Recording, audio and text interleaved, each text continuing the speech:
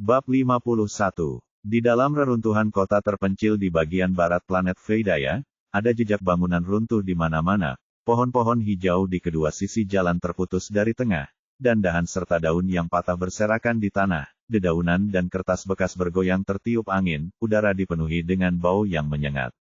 Sekelompok besar orang berjalan sempoyongan di jalan umum yang penuh retakan dan titik-titik patah. Jalan yang awalnya indah, mulus, dan mekanis telah terbagi menjadi beberapa bagian. Ada retakan yang menyebar rapat seperti jaring laba-laba, terus-menerus mengeluarkan percikan api dari dalam, dan kadang-kadang suara ledakan hebat dan bola api juga perlahan naik. Menatap kota yang dulu ramai dan telah berubah tak dapat dikenali lagi, sorot mata setiap orang Veidaya dipenuhi kesedihan, emosi karena lemah tak tertahankan masih melekat di dada mereka. Duokela, apakah pesawat ruang angkasa milik orang-orangmu ada di sekitar sini? Siaya bertanya dengan tegas kepada pemimpin Veidaya. Baik, Tuan, kami akan segera sampai di sana. Awalnya itu adalah pesawat ruang angkasa cadangan untuk penggunaan darurat yang sebelumnya berlabuh di pelabuhan antariksa bawah tanah. Pemimpin Veidaya Duokela, yang berjalan di belakang mendengar pertanyaan Siaya dan segera menjawab. Karena serangan alien datang terlalu tiba-tiba, orang-orang Veidaya bahkan tidak mampu bereaksi dan bencana pun menimpa mereka. Oleh karena itu, segera setelah itu pesawat ruang angkasa yang berlabuh di pelabuhan antariksa dan garnisun besar dihancurkan, dan sekarang satu-satunya pesawat ruang angkasa yang tersedia di planet Veidaya adalah pesawat ruang angkasa cadangan yang digunakan dalam keadaan khusus. Baiklah, sebaiknya kalian cepat, alien itu punya detektor energi, jika kalian melambat, mereka akan menemukan kalian. Siaya menatap mereka dengan cemberut. Ya, terkejut, Duokela buru-buru mengangguk, lalu berteriak ke arah semua orang agar mempercepat langkah. Setelah berjuang di ambang hidup dan mati, orang-orang Veidaya ini dipenuhi rasa takut terhadap bawahan alien Frieza. Mendengar bahwa alien mungkin mengejar mereka, semua orang mengerahkan kekuatan maksimal mereka dan mempercepat langkah mereka. Segera setelah itu, Duokela membawa semua orang ke pinggiran yang jauh dari kota. Pemandangan di tempat ini benar-benar berbeda dengan reruntuhan kota. Tempat ini adalah hutan yang dikelilingi oleh deretan pohon di mana-mana. Pohon-pohon yang tingginya lebih dari 10 meter itu tersusun rapat dan teratur. Secara tak terduga, tempat ini tidak terpengaruh oleh pecahnya lempeng tektonik benua. Tuan Siaya, ada ruang bawah tanah yang terbuat dari logam paduan di bawah hutan ini, dan pesawat ruang angkasa cadangan itu berlabuh di dalamnya. Kata Duokela sambil menunjuk ke hutan yang rapi dan teratur di depannya. Sambil menyipitkan matanya, Siaya mengangguk pelan, tanda mengerti. Ternyata seluruh hutan ini dibangun di atas fondasi besar terbuat dari logam mulia, tidak heran fondasi ini tidak terpengaruh oleh pergerakan lempeng tektonik benua. Cepatlah masuk ke markas. Kalau kamu terlambat, aku khawatir sesuatu yang tidak terduga akan terjadi. Ya, Tuan. Semua orang Veidaya tiba-tiba menjadi sibuk. Mengikuti arahan beberapa orang muda dan kuat, mereka bergegas ke pintu masuk pangkalan. Dalam beberapa saat, lebih dari 10.000 orang Veidaya semuanya telah memasuki pangkalan. Selanjutnya, mereka mulai memeriksa dan merawat pesawat ruang angkasa cadangan. Pekerjaan itu tidak sedikit, tetapi untungnya, orang-orang Veidaya hampir semuanya adalah ilmuwan dan perawatan peralatan semudah air minum bagi mereka. Siaya berlama-lama di dalam pangkalan dan melihat pesawat luar angkasa yang merupakan harapan terakhir orang-orang Veidaya. Itu sebenarnya adalah pesawat luar angkasa raksasa yang panjangnya lebih dari 10 km. Seluruh tubuhnya memancarkan kilau abu-abu keperakan, dan 10 lengan robot yang terbuat dari logam paduan menjulur keluar dari dasar di sekelilingnya. Dari kejauhan, itu tampak seperti monster putih besar. Melihatnya untuk pertama kali, dia terkejut dengan teknologi canggih orang-orang Veidaya. Orang-orang ini tampaknya sangat menyukai warna abu-abu keperakan, planet dan koridor luar angkasa mereka semuanya berwarna seperti itu, dan bahkan pesawat luar angkasanya pun berwarna serupa. Orang-orang ini memiliki teknologi yang sangat canggih, tetapi kekuatan fisik mereka sangat lemah. Sungguh suatu keajaiban bahwa mereka belum ditaklukkan oleh kekuatan lain. Siaya berpikir dalam hati. Planet Veidaya terletak di persimpangan wilayah timur dan selatan area utara Bima Sakti. Jelas, planet ini tidak ditelan oleh kekuatan lain karena terletak di persimpangan kedua wilayah tersebut. Namun pada akhirnya, planet Veidaya tidak dapat lolos dari nasib ditaklukkan. Aneh, dengan kebijaksanaan orang Veidaya, mustahil bagi mereka untuk tidak waspada terhadap bahaya sedikitpun. Siaya menggelengkan kepalanya sambil merasa bingung. Secara logika, orang Veidaya telah hidup di alam semesta selama bertahun-tahun sehingga mustahil bagi mereka untuk tidak mengetahui tentang kegelapan alam semesta, lalu mengapa mereka tidak menanggapi sedikitpun. Duokela, siapakah pendekar kuno yang disebutkan oleh alien tadi? Siaya langsung bertanya kepada Duokela. Duokela menunjukkan ekspresi bingung dan menggelengkan kepalanya, saya tidak begitu yakin tentang ini. Sepertinya itu adalah prajurit super yang diteliti oleh generasi tua ras saya di zaman kuno. Tidak ada yang tahu detailnya karena sudah terlalu lama. Generasi tua menciptakan super warrior untuk melindungi ras tetapi sebenarnya ia menjadi akar penyebab kehancuran ras Veidaya. Sungguh ironis. Siaya mendesah pelan dan tidak berkata apa-apa.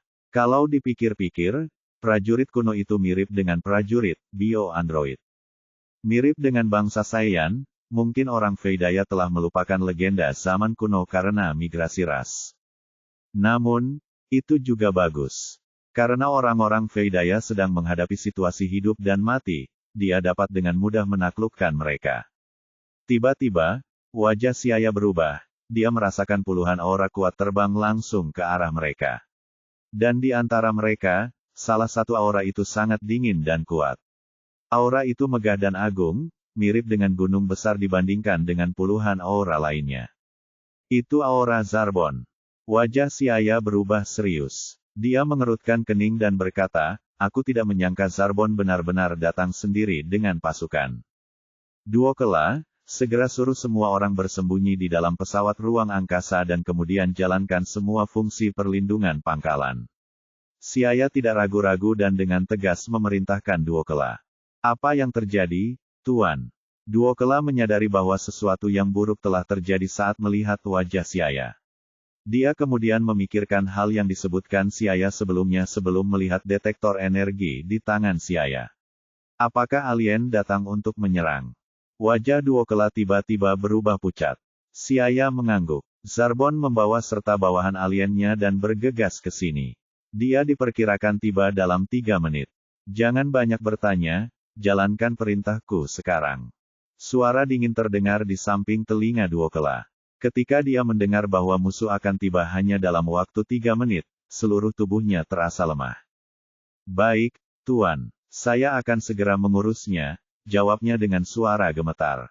Setelah melihat Duokela berlari kecil, Siaya dengan santai melihat ke arah langit, dan dengan transmisi instan, dia tiba pada jarak lebih dari 300 km dari pangkalan bawah tanah ke suatu tempat yang merupakan satu-satunya jalan untuk menuju ke pangkalan itu. Siaya bermaksud untuk mencegat Zarbon di sini. Zarbon, biarkan aku melihat seberapa kuat dirimu sebagai tangan kanan Frieza. Tanpa rasa takut pada yang kuat, Siaya hanya merasakan darah di sekujur tubuhnya mendidih, sangat bersemangat. Dalam sekejap, 3 menit berlalu. Ada lusinan bayangan terbang dari cakrawala yang jauh, dipimpin oleh seorang pria tampan berambut hijau tua, Zarbon. Saat melihat anak laki-laki berambut hitam menghalangi jalan di depan, Zarbon melambaikan tangannya, menghentikan semua bawahannya, lalu memperhatikan anak laki-laki itu dengan penuh minat. Anak laki-laki ini, apa latar belakangnya? Melayang di udara, Zarbon menampakkan senyum dingin dan kejam di bibirnya sementara kedua tangannya memeluk dadanya.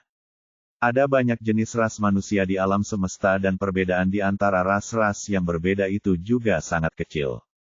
Baju zirah yang dikenakan Siaya adalah baju zirah yang paling banyak digunakan di wilayah utara Bima Sakti.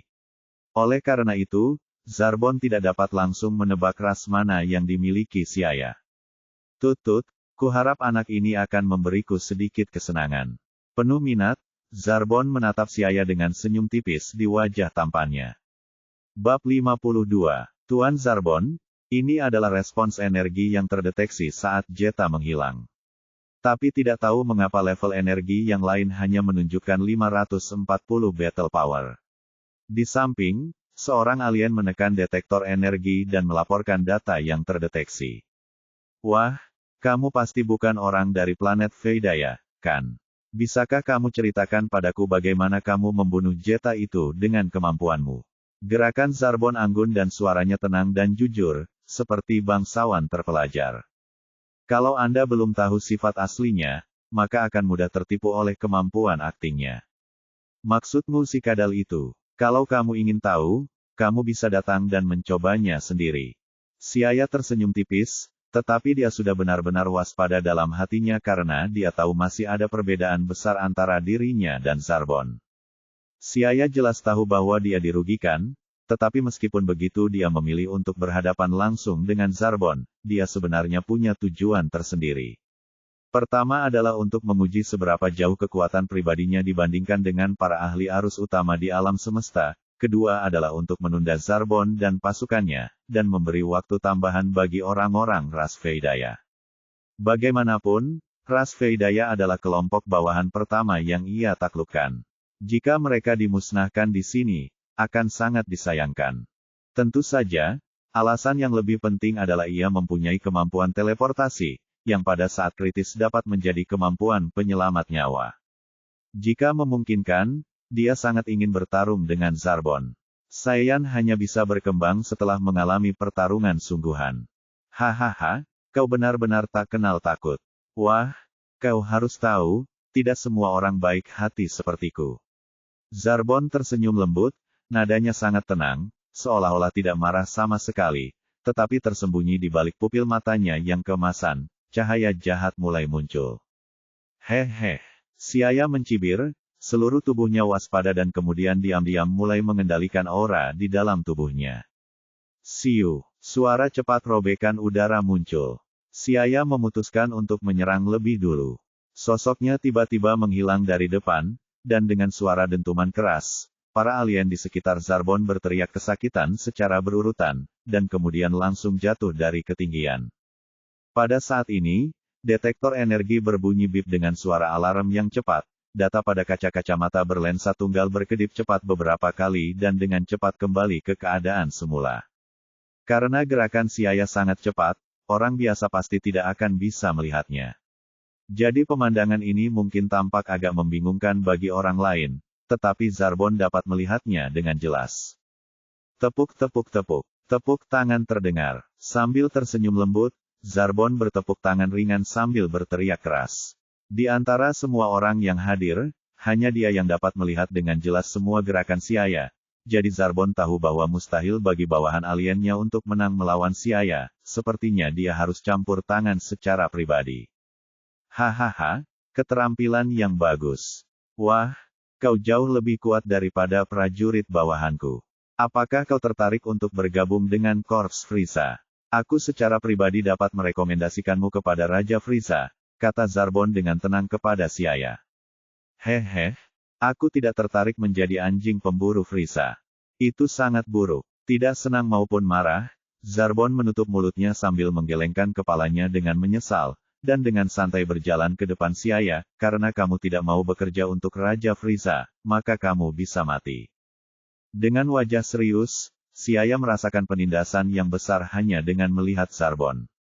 Ledakan. Tak lagi menyembunyikan kekuatannya, tubuh Siaya tiba-tiba meledak dengan kekuatan dahsyat, langsung membentuk aura tebal dan samar di sekelilingnya, menimbulkan suara "zizi" di udara, menyebabkan atmosfer terdistorsi sebagian. Detektor energi di telinga Zarbon berbunyi bip dan data terus meningkat akhirnya berhenti di minus 14.500. Oh, ternyata jumlahnya 14.500. Kata Zarbon dengan heran. Kamu dari ras apa? Apakah Saiyan? Tidak, Saiyan tidak mungkin memiliki kekuatan pertempuran yang begitu tinggi. Zarbon menebak ras Siaya, meski Siaya tampak persis seperti seorang Saiyan tidak mungkin memiliki kekuatan pertempuran seperti itu di usia muda. Terlebih lagi, ia juga tidak memiliki ciri khas Saiyan di belakangnya, ekor. Wus, tiba-tiba sosok Zarbon menghilang dari depan. Siaya waspada merasakan sekelilingnya, matanya mengikuti sosok Zarbon dan dengan cepat memastikan posisi Zarbon, mengulurkan tinjunya untuk menyerang, namun Siaya merasakan ada yang tidak beres saat dia menyerang, tinjunya meleset. Bayangan, raut wajah Siaya menjadi serius, dia berbalik dan mundur, gerakannya halus dan konsisten, lalu mengamati dengan saksama untuk memastikan. Tiba-tiba dia merasakan ada yang tidak beres di satu sisi dan segera menghindar. Bang! Tinju Zarbon terlepas dari sisinya, dan badai dahsyat menghantam tanah. Tanah berguncang hebat, dan kawah besar seluas 1 kilometer hancur di tanah dan jurang dalam muncul berubah tak dapat dikenali. Adapun alien yang dibawa Zarbon, mereka telah lama terlempar ke samping entah kemana karena ledakan pertarungan yang hebat. Hampir saja, Siaya terbang tinggi, menatap tanah yang berubah menjadi kawah, sambil berpikir dengan rasa takut yang tak kunjung hilang. Hehe, kau benar-benar berhasil menghindari seranganku. Begitu hebat di usia muda, sepertinya kau tidak boleh pergi ya. Tiba-tiba, Zarbon muncul di atas Siaya. Kapan? Siaya terkejut, lalu pori-pori tubuhnya mengencang dan membuat postur bertahan. Zarbon tersenyum anggun, dan tiba-tiba mengepalkan kedua tangannya, menghantam kepala Siaya dengan keras. Tiba-tiba, Siaya merasa otaknya pusing, dan tubuhnya jatuh dengan cepat. Ketika dia sudah sangat dekat dengan tanah, Siaya menggunakan ki-nya untuk menyerang ke arah tanah, menstabilkan tubuhnya dengan pantulan. Pada saat ini, Zarbon sekali lagi datang dan terus-menerus melancarkan serangan ganas kepadanya sementara dia bertahan secara pasif, tubuhnya dengan cepat dipenuhi luka. Ledakan, ledakan, ledakan. Siaya dan Zarbon saling serang dengan tinju dan pukulan. Karena mereka bergerak dengan kecepatan tinggi, hanya dua bayangan hantu yang terlihat berkedip-kedip. Pertarungan terus meluas, gunung, danau, hutan, padang rumput, dan sebagian besar daratan hancur. Siaya menghentikan tubuhnya dan terengah-engah. Setelah pertarungan singkat itu, dia telah menghabiskan banyak tenaga fisik. Sebaliknya, Zarbon hanya mengalami sedikit kerusakan pada battle armor di tubuhnya dengan hampir tidak ada luka di tubuhnya dan napasnya tetap sama. Satu dalam situasi sulit, dan satu lagi anggun, jelas terlihat siapa yang kuat dan siapa yang lemah. Kesenjangannya sungguh tidak kecil. Bang! Pukulan keras berhasil dilancarkan. Tubuh Siaya dengan cepat terjatuh. Gemuruh. Awan jamur raksasa tiba-tiba muncul dari daratan yang retak, dan debu tebal menghalangi sinar matahari, yang tiba-tiba membuat seluruh daratan menjadi gelap. Sebuah lubang yang dalam muncul di tanah. Siaya, dengan satu tangan menopang tanah, setengah berlutut di tengah lubang.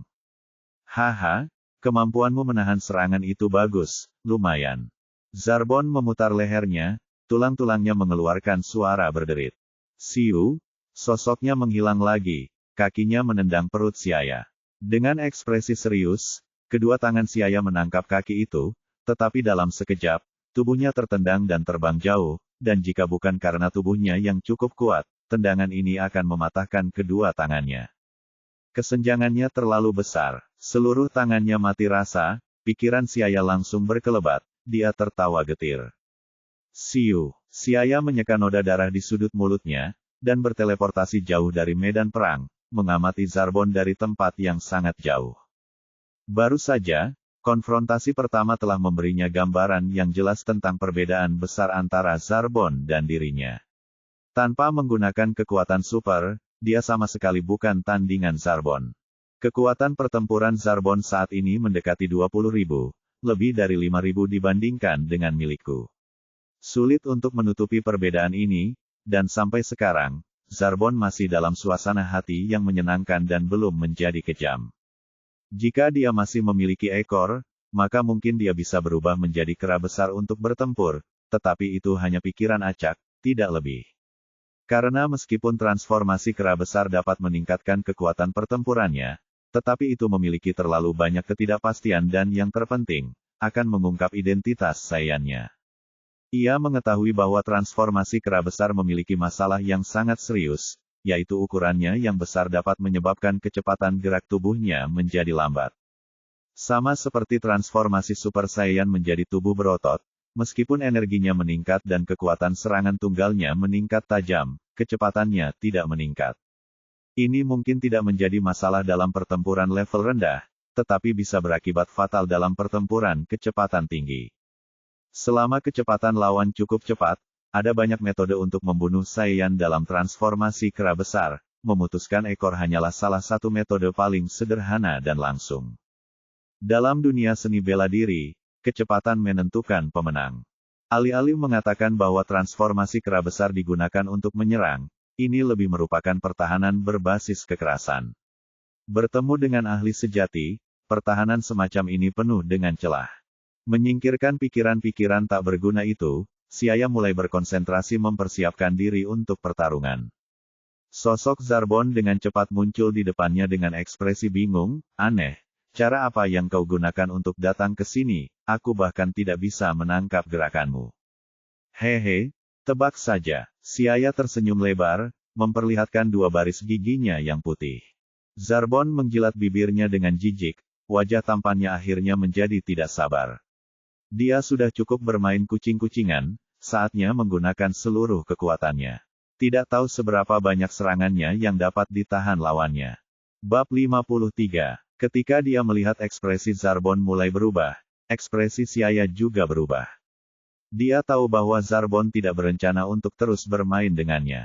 Sebelum Zarbon bereaksi, dia harus menyerang terlebih dahulu dan memahami ritme medan perang atau dia harus menghadapi Zarbon yang serius, yang bukan sesuatu yang bisa dia tangani.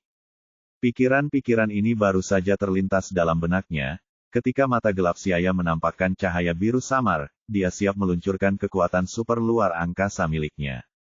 Pada saat yang sama, Zarbon dengan tajam merasakan sedikit bahaya, dan jantungnya tidak bisa menahan berdebar, tetapi kemudian alisnya terangkat, dia tersenyum tipis mendapati kegugupannya yang tak terlukiskan itu menggelikan. Sebagai bawahan Raja Frieza yang sangat bergengsi, situasi apa yang belum pernah ia alami. Di hadapannya hanya ada seorang bocah yang tidak penting, itu saja. Ia hanya butuh 3 menit, tidak, 1 menit untuk membunuhnya. Dia berhenti berpikir, dan dengan seringai di wajahnya, bersiap untuk mengusir anak laki-laki yang ada di hadapannya. Namun, saat ia bersiap menyerang, sesuatu yang tak terduga terjadi. Zarbon tiba-tiba menyadari bahwa udara di sekitarnya menjadi sangat lengket, dan ia bahkan merasakan kekuatan eksternal yang menghancurkannya saat bernapas. Itu adalah pembatasan yang kuat dari luar angkasa. Apa yang terjadi? Zarbon mengerutkan kening, ekspresinya berubah serius. Tubuhnya membeku kaku di udara dan menjadi sangat sulit untuk melakukan gerakan sekecil apapun. Pada saat ini, seolah-olah ada belenggu tak terlihat yang tak terhitung jumlahnya yang terikat pada tangan dan kakinya, membuatnya tidak dapat bergerak. Apa sebenarnya yang terjadi? Mengapa saya tidak bisa bergerak? Tiba-tiba, ekspresi Zarbon berubah drastis. Tiba-tiba dia merasakan sesuatu yang salah dan tanpa sikap anggunnya sebelumnya, dia menatap tajam ke arah Siaya dan bertanya, "Wah, apakah ini tipuanmu?" Jawabannya benar. Dan selanjutnya, aku akan membuatmu benar-benar menikmati perasaan diinjak-injak, yang tidak akan pernah kau lupakan. Tanpa perasaan, Siaya melayang di hadapan Zarbon, senyum cemerlang tersungging di wajahnya. Ketika suaranya memudar, wajahnya langsung berubah menjadi air dingin di pertengahan musim dingin dan kemudian melancarkan serangan ke arah Zarbon. Telapak tangannya terus-menerus mendorong ke depan, meninggalkan bayangan telapak tangan yang tak terhitung jumlahnya di udara, dan kemudian hampir 100 gelombang ki putih menyala keluar dari tangannya seolah-olah ular perak berkibar, memancarkan aura yang menakutkan. Kekuatan setiap gelombang ki dapat menghancurkan setidaknya kota berukuran sedang. Ledakan, ledakan, ledakan. Gelombang ki yang banyak menembus udara dan langsung tiba di depan Zarbon, tepat di tengah tubuhnya. Tiba-tiba, banyak titik terang muncul di langit, dan sesaat awan hitam bersinar terang seolah-olah hari masih siang. Bola energi. Siaya membuat keputusan cepat dan berteriak dengan suara jelas. Satu tangan, satu gerakan, sebuah bola energi putih cemerlang muncul di telapak tangannya lalu melesat lurus bagaikan anak panah, sangat cepat, menimbulkan suara ledakan keras akibat gesekan dengan udara. Zarbon membeku di udara, dan hanya bisa menatap tajam ke arah bola energi yang semakin membesar dan semakin dekat ke arahnya. Tak lama kemudian, bola energi itu mengenai sasaran secara langsung, dan dalam sekejap mata, awan jamur yang lebih besar muncul. Desis, ledakan itu menghasilkan gelombang kejut yang besar, dan riak-riak samar yang samar-samar terlihat terus menyebar ke segala arah di langit, tiba-tiba membersihkan semua debu yang menutupi langit dan bumi. Ah! Teriakan menyedihkan terdengar. Ketika asap berangsur-angsur menghilang, sosok Zarbon yang terluka muncul. Saat ini dia dalam kondisi menyedihkan, rambutnya yang hijau tua berserakan di bahunya, baju besi pelindungnya robek, dan seluruh tubuhnya tidak memiliki tempat yang utuh lagi. Kedua lengannya terkulai dan dari penampakan tulangnya yang bengkok, pastilah tulangnya patah. Ah! Sial, aku tidak akan membiarkanmu pergi. Teriakan menyedihkan yang mengandung kebencian tak terbatas terdengar. Sebagai tangan kanan Raja Frieza, kapan dia pernah mengalami penghinaan seperti itu? Bahkan saat menghadapi pasukan Ginyu, dia bisa berbicara dengan mereka sebagai orang yang setara. Ia menyesalkan, jika saja ia tahu dari awal kalau pihak lawan mempunyai kekuatan super, ia tidak akan main-main dan langsung membunuhnya sebelum pihak lawan sempat menggunakan kekuatan supernya. Bagus. Bagus, kau berhasil membuatku marah. Zarbon semakin marah, dan akhirnya tidak bisa menahan diri untuk berteriak. Ekspresinya berubah jahat. Aura di tubuhnya mulai meningkat tanpa henti. Zarbon juga memiliki kemampuan transformasi tubuh, tetapi kecuali sebagai pilihan terakhir, dia benar-benar tidak ingin menggunakannya. Mata Siaya berbinar. Baru saja, dia menyadari bahwa batasan kemampuan luar angkasa yang mengelilingi Zarbon sedikit bergetar sejenak. Hatinya tak kuasa menahan rasa sedih, ia bisa merasakan energi Zarbon meningkat. Seiring dengan peningkatan energi yang dimiliki orang lain, kekuatan super ruang angkasanya tidak mampu membatasi orang lain sedikitpun. Kekuatan negara adidaya saja tidak cukup. Siaya memahami akar penyebab insiden ini. Meskipun kekuatannya meningkat, kekuatan super ruang angkasanya juga meningkat secara bertahap, tetapi masih perlu ditingkatkan dalam hal kemampuan tempur. Saat menghadapi ahli yang sangat kuat, kekuatan supernya tidak terlalu berguna. Tak lama kemudian, terdengar suara retakan di langit, bagaikan kecebong yang menggeliat dan meronta, suatu sinyal yang mengganggu. Lalu diiringi suara benturan yang keras, langit yang bagaikan permukaan cermin halus itu tiba-tiba pecah. Pecahan-pecahan kristal bening yang banyak itu berubah menjadi titik-titik terang yang menyilaukan, lenyap di angkasa. Seluruh tubuh Siaya gemetar, perasaan mual mengalir dalam hatinya. Kekuatan luar angkasa miliknya benar-benar hancur. Alien yang jelek dan mirip kodok berdiri di tempat ruang angkasa hancur. Darah mengalir deras dari keempat anggota badan dan kepalanya, dan seluruh tubuhnya penuh dengan luka yang mengejutkan. Zarbon akhirnya terbebas dari kekuatan super Siaya setelah transformasi tubuh. Hanya saja saat ini, dia benar-benar dalam keadaan acak-acakan, tidak ada gambaran yang bisa dibicarakan. Bajingan, hari ini aku akan membuatmu tidak bisa hidup atau mati. Wajah buruk rupa itu terdistorsi secara tidak normal, kutukan menyebar dari mulut Zarbon seolah-olah datang dari jurang. Saat ini, meskipun seluruh tubuh Zarbon terluka dan kedua lengannya patah, aura yang menyesakkan dan kuat yang terpancar dari seluruh tubuhnya sama beratnya dengan gunung besar, menekan setiap sel di tubuh Siaya. Kekuatan pertempuran 25.000. Kekuatannya hampir 2 kali lipat dari kekuatan pertempuran Siaya sendiri.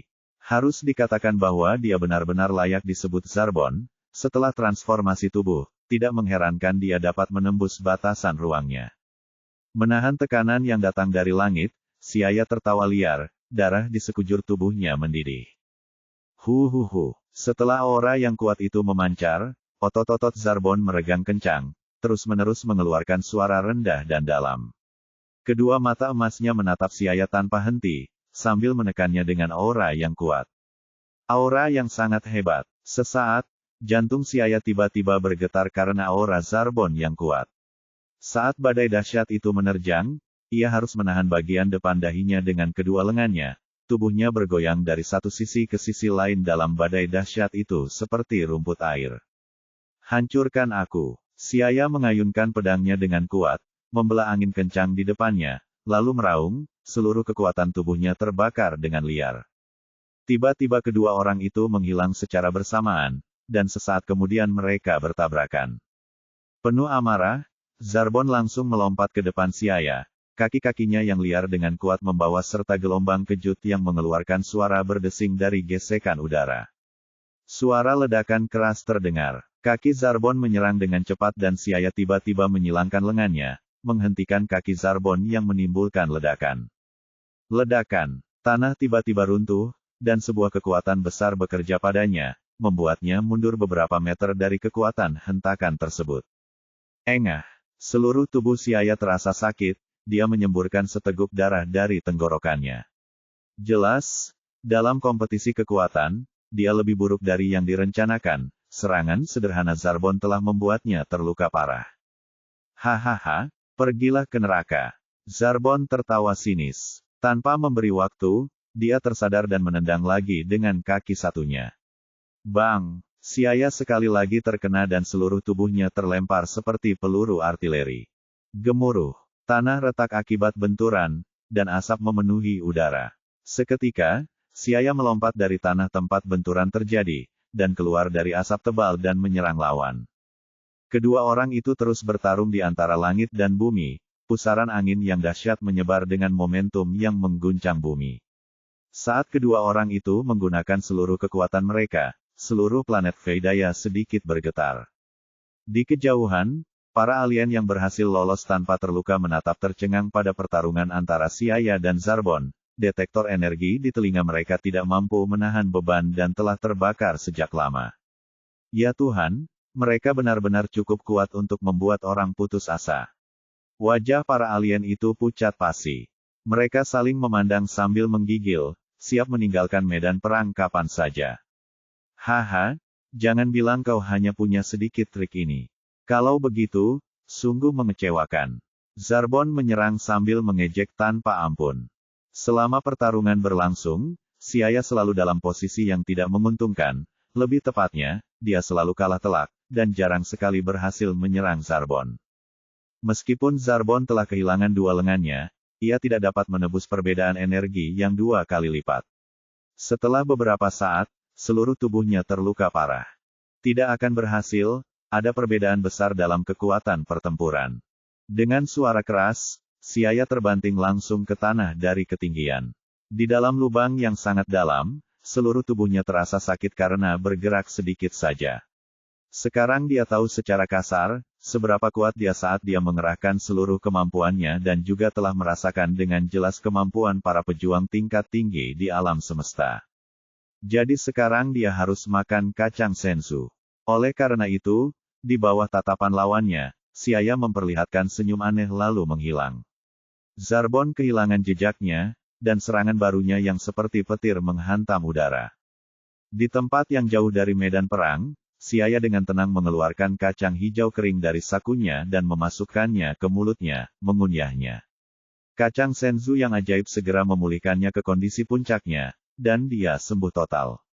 Senzu bin sangat penting Siaya menggerakkan anggota tubuhnya. Dibandingkan sebelumnya, kekuatan pertempurannya telah meningkat secara signifikan, dan dia berada dalam kondisi yang sangat baik dengan seluruh tubuhnya penuh kekuatan. Kepala Zarbon berdarah, dia sudah lama kehilangan ketenangan dan keanggunannya. Matanya yang sedikit menonjol menatap Siaya dengan tercengang, yang telah mendapatkan kembali kekuatan penuhnya. Kedua matanya bersinar dengan cahaya yang tak terbayangkan, dia meraung dengan kesedihan dan kemarahan. Mengapa lukamu tiba-tiba pulih sepenuhnya? Zarbon terluka, dan hatinya sangat sedih dan marah. Mengapa manusia kecil ini memiliki begitu banyak kemampuan ajaib? Kekuatan tempurnya luar biasa tinggi yang sebenarnya tidak seberapa, dan secara tak terduga masih memiliki kekuatan super yang tak terduga. Dia mampu melukainya dengan serius, dan setelah terbebas dari kekuatan super orang lain, dia pikir dia bisa membunuhnya tetapi secara tak terduga anak ini masih bisa melawan balik. Sekarang, dia telah kembali lagi ke kondisi puncaknya. Siaya menatap Zarbon dengan pandangan polos dan berkata sambil tersenyum, kamu tidak boleh iri. Kemudian, cahaya biru cemerlang sekali lagi muncul di mata Siaya. Dibandingkan dengan warna biru kusam dari kekuatan super luar angkasa sebelumnya, cahaya cemerlang ini bahkan lebih murni, lebih indah, seperti kristal biru berkilau yang tembus cahaya. Bab 54. Siaya sedikit membuka bibirnya dan dengan dingin mengucapkan beberapa kata, waktu, berhenti. Ya, dia tidak bisa menunggu lebih lama lagi. Ada perbedaan yang sangat besar antara dia dan Zarbon, dan dia jelas tidak bisa menutupi perbedaan ini. Tapi siapa yang membuat aturan bahwa pertarungan harus didasarkan pada level battle power? Ini bukan pertukaran pointer, tetapi masalah hidup dan mati, jadi menggunakan metode lain diperbolehkan. Tiba-tiba seluruh planet berubah menjadi dunia biru dan segala sesuatu di planet Veidaya terhenti. Ini adalah kedua kalinya Siaya menggunakan kekuatan super waktu untuk melawan musuh. Pertama kali melawan Siling, yang bertransformasi tubuh menjadi kera besar, dan ini adalah kedua kalinya. Kekuatan super waktu berbeda dengan kekuatan super luar angkasa, karena tidak ada peningkatan signifikan selama beberapa tahun terakhir dan dengan kekuatan pertempurannya saat ini, kekuatan tersebut hanya dapat menghentikan waktu selama 3 detik, tidak lebih. Selain itu, waktu yang dijeda akan dipersingkat dengan derajat yang berbeda-beda sesuai dengan kekuatan target yang dijeda. Benar saja, setelah membawa Zarbon, yang kekuatan pertempurannya telah mencapai 25.000 ke dalam rentang jeda waktu, energi di dalam tubuhnya cepat terkuras. Jadi, saya rasa waktu hanya akan terhenti selama maksimal 2 detik. Hanya 2 detik, itu pada dasarnya adalah batas waktu jeda. Tapi itu sudah cukup. Dengan perkiraan kasar di benaknya, tubuh Siaya berubah menjadi seberkas cahaya, dan dalam sekejap mata tiba di hadapan Zarbon. Di dunia biru es, semuanya kecuali Siaya diam. Di udara, Zarbon terdiam dengan wajah tertegun. Kodok jelek itu menatap ke depan dengan wajah tanpa ekspresi. Karena energi Zarbon terlalu kuat, dia tidak berani bersikap ceroboh sedikit pun sesuai dengan kemampuannya saat ini. Jadi, dia tidak melakukan gerakan yang tidak perlu dan langsung mengulurkan tangannya, menempelkan telapak tangannya di tempat jantung Zarbon. Kilatan dingin dan tegas terpancar dari sorot matanya. Siaya dengan paksa membengkokkan kelima jarinya dengan ringan, energi di sekujur tubuhnya pun segera menyatu di telapak tangannya, warna yang menyilaukan langsung muncul di bagian tengah telapak tangannya. Dengan gemetar, bola energi terus-menerus dipadatkan di telapak tangannya. Astaga, energi besar itu terkumpul menjadi cahaya putih terang seukuran kacang tanah, dikelilingi oleh lengkungan listrik biru redup yang berputar-putar. Berderak, lengkungannya berkelebat terus-menerus. Kilatan putih kecil itu telah mengumpulkan lebih dari setengah energi dari seluruh tubuhnya dan setelah melalui kompresi maksimum, energi itu mungkin telah meningkat lebih dari 100 kali lipat. Dia yakin bahwa jika kilatan energi kecil ini meletus, itu akan cukup untuk menghancurkan semua yang berada dalam radius 10 km dari diameternya. Zarbon, pergilah ke neraka. Suara dingin terdengar dan Siaya menatap Zarbon, tanpa ekspresi. Huala, dunia biru es tiba-tiba hancur. Pada saat ini, Zarbon mendapatkan kembali persepsinya, baginya waktu tidak pernah berhenti. Dari sudut pandangnya, hanya musuh yang seharusnya berdiri di depannya telah menghilang tanpa disadari.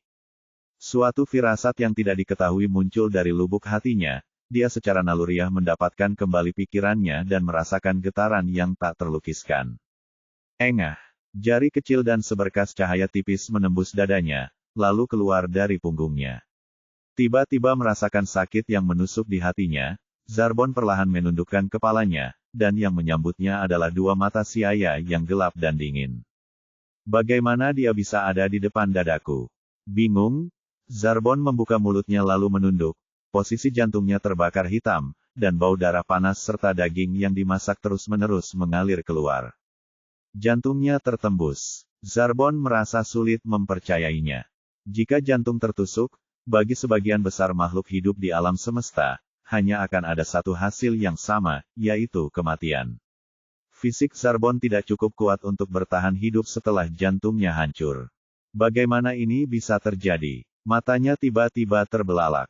Dia tidak habis pikir, bagaimana bisa bocah nakal yang berdiri di hadapannya ini berbuat seperti itu. Jakunnya bergerak, dan darah menyembur keluar dari tenggorokannya.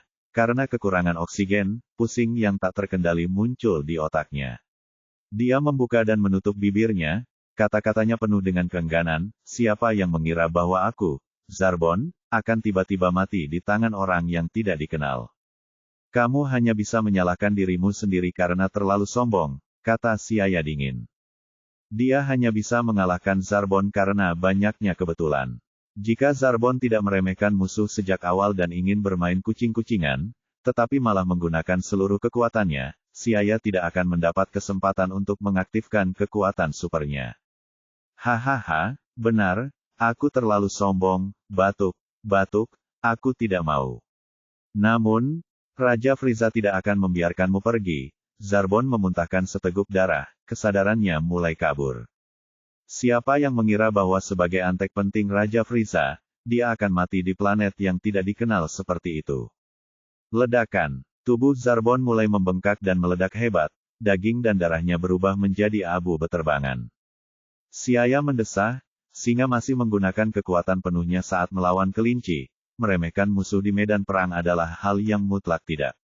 Nasib Zarbon memberinya peringatan. Tidak peduli seberapa kuat lawannya, setidaknya kamu harus tetap waspada di dalam hati. Seperti yang dikatakan Zarbon, dia mati dengan sangat tidak adil. Kalau saja sebelumnya dia tidak ceroboh, kalau saja Siaya tidak mempunyai begitu banyak kekuatan super yang aneh, kalau saja Siaya tidak memakan kacang Senzu di saat-saat terakhir, maka hasilnya mungkin tidak akan seperti ini. Sayangnya, tidak ada jika. Beberapa puluh kilometer jauhnya, para alien yang menemani Zarbon melihat dengan mata kepala mereka sendiri bahwa Sir Zarbon yang sombong telah tewas di tangan anak muda itu. Semua orang tampak bingung, menatap ke depan dengan tatapan tak bernyawa. Untuk sesaat, suasana menjadi sunyi senyap. Setelah beberapa saat, seorang alien yang memiliki rambut yang tumbuh di seluruh tubuhnya bereaksi, berteriak dengan heran. Tuan Zarbon sudah meninggal. Ah, Tuan Zarbon sudah meninggal. Dengan teriakan keras, kepanikan tiba-tiba menyebar, para alien menjerit dan menatap Siaya dengan mata penuh ketakutan. Kemudian semua orang berlarian ke segala arah untuk menyelamatkan diri. Namun, bagaimana Siaya bisa membiarkan mereka lolos? Berhadapan dengan ikan-ikan kecil seperti ini yang memiliki kekuatan pertempuran 1 atau 2000, dia tidak perlu mengeluarkan terlalu banyak kekuatan. Dengan sekejap, tubuh Siaya muncul di hadapan para alien. Kalian juga sudah melakukan banyak hal buruk, jadi kalian semua bisa pergi ke neraka bersama Zarbon.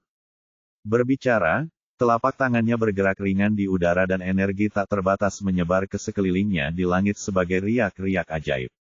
Tubuh alien itu segera menjadi tidak bergerak, anehnya terkurung di udara.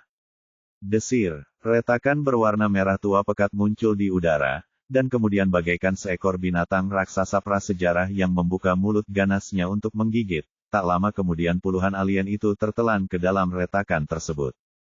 Semua retakan dalam ini adalah pecahan-pecahan ruang angkasa, terasa tidak enak di dalam. Setelah beberapa detik para alien itu semuanya hancur menjadi bubuk dari kekuatan ruang angkasa. Selesai. Siaya menepukkan tangannya dan retakan yang dalam itu langsung menghilang. Mendarat di tanah yang telah berubah tak dapat dikenali lagi akibat pertarungan sebelumnya. Bumi yang hangus itu tampaknya baru saja mengalami banyak pengeboman bom nuklir berton-ton besar. Kawah-kawah besar yang tidak rata dengan diameter beberapa ribu meter tersebar di mana-mana di sekitarnya dan lava mendidih menyembur keluar dari pusatnya. Setelah serangan dari luar angkasa oleh Zarbon dan pertarungan sengitnya dengan Siaya, lempeng tektonik planet Veidaya telah mengendur sepenuhnya dan diperkirakan akan segera meluncur ke mantel bumi. Planet ini diperkirakan akan menjadi tempat api penyucian dalam waktu dekat dan tidak layak lagi untuk ditinggali. Beristirahat sejenak di atas batu berukuran setengah orang, Siaya telah sepenuhnya memulihkan kekuatannya, dan kemudian dia mencari aura alien yang tersisa di planet Veidaya. Selain alien yang telah menemani Zarbon, masih ada sekitar selusin alien yang tersebar di berbagai tempat, di antaranya ada beberapa orang dengan kekuatan pertempuran maksimum 3000. Untuk mencabut rumput liar, singkirkan akarnya. Siaya berpikir sejenak dan berteleportasi ke alien. Ketika para alien itu melihat Siaya tiba-tiba muncul, mereka seperti melihat mangsa, mereka tidak mempedulikannya dan berlomba-lomba menjadi yang pertama membunuhnya. Tak perlu dikatakan lagi apa hasil dari para alien itu, Siaya melemparkan mereka semua ke dalam celah-celah angkasa. Beberapa menit kemudian, Siaya telah membunuh semua alien di planet Veidaya. Tiba-tiba kehilangan beberapa ratus prajurit Korps Frieza, terutama Zarbon, seorang anggota senior. Tidak tahu seperti apa ekspresi Frieza setelah mengetahui berita ini. Siaya berpikir dalam hati, merasa senang. Akan tetapi, dengan temperamen Frieza, mustahil baginya untuk merasa sedih sedikit pun, tetapi merasa marah adalah hal yang pasti. Membayangkan pemandangan Frieza yang marah melemparkan gelas anggurnya, Siaya merasa gembira dalam hatinya. Bab 55. Kembali ke markas bawah tanah orang-orang Veidaya, dia melihat bahwa mereka sedang melakukan perawatan pesawat luar angkasa. Karena semua orang sibuk, Siaya menemukan tempat yang tenang untuk berbaring dan beristirahat. Tuan Siaya, Anda sudah kembali.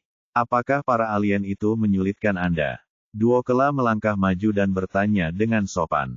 Sebenarnya, saat Siaya pergi untuk menghadapi Zarbon dan yang lainnya, hatinya merasa sangat cemas. Pemandangan yang mengguncang bumi dan tiba-tiba berubah, mengerikan dari sebelumnya seolah-olah langit telah hancur masih melekat di benaknya. Adegan apokaliptik yang mengerikan itu terpatri kuat dalam ingatannya, sulit untuk dihapus. Duokela belum pernah melihat adegan yang begitu menakutkan, membuatnya sangat takut. Hatinya tak kuasa menahan keringat dingin untuk Siaya karena takut dia bukan lawan para alien itu. Kali ini rakyat Veidaya hanya bisa mengandalkan Siaya, dan jikapun dia bukan tandingan alien itu, maka mereka hanya bisa menunggu ras mereka dimusnahkan. Alien-alien itu terlalu kuat, begitu kuatnya sampai-sampai Duokela tidak bisa menahan diri untuk tidak mengeluarkan peluru dingin untuk Siaya. Dia tidak berani membayangkan apa yang akan terjadi jika Siaya kalah, apakah mereka masih punya harapan untuk bertahan hidup. Sekarang Siaya telah kembali dengan selamat, dia akhirnya bisa meredakan kekhawatiran di hatinya. Dia menghela napas panjang dan ekspresi cemas di wajahnya berubah menjadi terkejut, bergegas maju. Orang-orang lemah itu adalah lawanku. Siaya melirik Duokela, bertanya dengan suara acuh tak acuh. Bukan berarti dia sombong, tapi dia jelas sadar bahwa kalau dia ingin menaklukkan ras Veidaya, maka dia harus menunjukkan kehebatannya dan meyakinkan mereka bahwa mengikutinya adalah pilihan yang tepat, dan para alien itu tentu saja adalah batu loncatannya. Selesai mendengarkan, Duokela sedikit terkejut, aura dingin yang kuat langsung membuatnya gemetar. Namun, alih-alih merasa takut, dia justru merasa bahagia. Tuan Siaya, maksudmu para alien itu telah dibunuh olehmu? Ya, pasti begitu. Duokela menjadi lamban, tetapi kemudian matanya mulai bersinar. Dia membuka mulutnya untuk berbicara beberapa kali tetapi kata-katanya tersangkut di tenggorokannya. Ada apa? Siaya tersenyum tipis. Tuan Siaya, sebelumnya terjadi ledakan dahsyat di mana-mana, dan seluruh planet berguncang. Apakah itu disebabkan oleh pertarungan Anda dengan musuh? Duokela tidak berani mengambil keputusan sendiri. Dia memperhatikan wajah Siaya dan bertanya dengan hati-hati. Benar sekali, ledakan itu disebabkan oleh energi dari pertarunganku dengan alien. Energi itu menghantam kerak planet. Siaya segera mengonfirmasi. Tentu saja, pupil mata Duokela tiba-tiba mengecil, wajahnya menunjukkan ekspresi terkejut. Ia tidak pernah menyangka bahwa manusia benar-benar dapat menggunakan kekuatan yang begitu menakutkan hanya dengan tubuhnya, yang tidak tertandingi oleh sains dan teknologi. Napas Duokela menjadi agak tergesa-gesa. Tuan Siaya, jadi apa hasil akhirnya? Bukankah aku baru saja mengatakannya? Tentu saja, aku telah mengalahkan mereka, tidak ada lagi alien yang tersisa di planet ini. Siaya melotot dengan tidak senang, dan berkata, lalu dia melambaikan tangannya dengan santai dan melanjutkan, aku hanya tidak menyangka musuh begitu lemah. Aku bahkan tidak bisa melakukan pemanasan, dan mereka semua jatuh ke tanah. Desis. Jawaban ini agak sulit diterima oleh Duokela. Yang disebut lemah, Siaya adalah para pelaku yang telah menghancurkan planet Veidaya. Tiba-tiba kegembiraan yang tak terkendali menggelegak dari hatinya dan air mata memenuhi matanya. Tubuhnya benar-benar mulai merangkak di tanah, menangis dan berteriak secara bersamaan. Baguslah kalau semua penyusup itu mati. Tuan Siaya, Anda membalas dendam untuk kami, sekarang anggota ras saya yang telah meninggal dapat beristirahat dengan tenang. Ya, rakyatmu sekarang bisa beristirahat dengan tenang. Xiaya mengalihkan pandangannya dan dengan santai menghiburnya. Ketika suasana hati Duokela mereda, dia sekali lagi mengerutkan kening dan berkata, meskipun aku telah memusnahkan semua alien yang telah menyerbu planet Veidaya, sangat disayangkan bahwa planet Veidaya tidak lagi layak untuk ditinggali karena kerak planet telah runtuh. Jangan khawatir, Tuan Xiaya, sangat jarang bagimu untuk bisa membunuh para penyerbu itu, terima kasih. Terima kasih telah membalaskan dendam kami. Duokela tiba-tiba menegakkan tubuhnya dan dengan hikmat membungkuk kepada Xiaya dengan ekspresi serius. Xiaya dengan tenang menerima busur Duokela, dia tahu bahwa saat ini dia tidak hanya menerima rasa terima kasih dari Duokela tetapi juga kesetiaan orang-orang Veidaya. Tetapi alien-alien ini hanyalah garda depan bawahan Frieza dan ketika dia menerima berita tentang tempat ini, dia pasti akan mengirim musuh yang lebih kuat lagi. Jadi, Duokela, kamu harus bergegas dan mengumpulkan orang-orang Veidaya yang tersisa dan juga memeriksa kondisi pesawat ruang angkasa sesegera mungkin.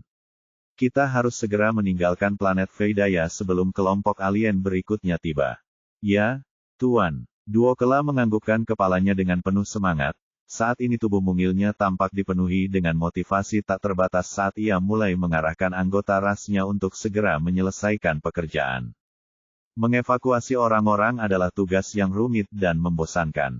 Tidak peduli apakah menghitung jumlah orang yang tersisa atau pengujian pesawat ruang angkasa cadangan, semuanya adalah tugas yang membutuhkan beban kerja yang besar dan terutama karena mereka tidak tahu kapan kelompok penyerbu berikutnya akan tiba, waktu tampaknya menjadi lebih berharga. Mereka harus memanfaatkan setiap detik dan meninggalkan planet Veidaya secepat mungkin. Mengenai tugas-tugas rumit dan lain-lain untuk evakuasi, Duokela membuat pembagian tugas yang menyeluruh. Xiaya melihat semuanya dan mengangguk puas. Orang-orang Veidaya juga bekerja sangat keras. Setelah Xiaya melenyapkan alien yang dipimpin oleh Zarbon dan membalas dendam atas mereka, pemujaan mereka terhadap Xiaya meningkat ke tingkat yang sama sekali baru, dan mereka bahkan lebih menyetujui dan setia kepadanya. Ras mereka sering berkomunikasi dengan peradaban di luar sana, jadi mereka memiliki gambaran tentang temperamen orang-orang kuat. Dibandingkan dengan orang-orang kuat lainnya di luar sana, Sir Xiaya, orang yang baik hati, seperti itu, tidak diragukan lagi, paling mengesankan mereka. Area utara, markas besar Frieza. Sebuah planet raksasa yang diubah menggunakan teknologi. Di latar belakang alam semesta yang luas dan dalam, bintang-bintang yang menyerupai mutiara cemerlang tersusun secara teratur, dan telah bergerak pada lintasannya sendiri untuk waktu yang lama. Markas besar planet Frieza, bagi seluruh The Force adalah ibu kota dan wilayahnya, wilayah pusat. Pertahanan di sini tidak dapat ditembus. Seluruh planet ini dilengkapi dengan teknologi canggih di alam semesta, bagaikan benteng yang tidak dapat ditembus, bahkan seekor lalat pun tidak dapat memasukinya. Di luar angkasa, sebuah benteng luar angkasa yang menyerupai kastil berputar mengelilingi sebuah planet es. Di kedua sisi benteng, sebuah menara hitam besar dan kuat dengan diameter beberapa puluh meter bersinar dengan cahaya dingin yang tampak seperti raksasa kuno yang terus-menerus menggeram dan meraung di langit berbintang. Saat ini, di dalam sebuah istana mewah, di jendela transparan. Frieza berdiri dengan gembira di samping jendela, satu tangan di belakang punggungnya dan tangan lainnya memegang segelas anggur, minum dengan santai. Sepasang mata merahnya diam-diam memperhatikan pemandangan di luar jendela, mata dinginnya berkilat dengan sinar yang kejam. Dodoria, kudengar Raja Vegeta dari bangsa Saiyan sedang merencanakan pemberontakan. Menurutmu, bagaimana aku harus menghadapi bangsa Saiyan itu? Berbicara dengan suara dingin dan kasar, Frieza menyerahkan gelas anggur kepada petugas di samping, lalu dengan penuh minat bertanya kepada Dodoria. Orang-orang Saiyan itu benar-benar tidak tahu apa yang baik untuk mereka, mereka semua sangat sombong. Jika bukan karena kekuatan pertempuran mereka yang masih berguna, bawahan ini pasti sudah lama membawa orang-orang ke planet Vegeta dan menghancurkan mereka. Dodoria mencibir, dia tidak bisa mentolerir sifat sombong Saiyan. Frieza tertawa pelan dan mengangkat sudut mulutnya, memperlihatkan senyum jahat. Jangan khawatir, Dodoria. Setelah beberapa saat, kita akan pergi dan melenyapkan para Saiyan itu. Pada saat itu, Aku akan menunjukkan kepadamu kembang api terindah di alam semesta. Ya, Raja Frieza. Dodoria sangat terkejut. Setiap kali dia melihat pemandangan indah saat Frieza menghancurkan sebuah planet, dia merasa gembira. Oh, ngomong-ngomong, kudengar Raja Vegeta punya seorang putra beberapa tahun lalu, bakatnya sepertinya tidak buruk. Namanya Vegeta, kan? Tanya Frieza.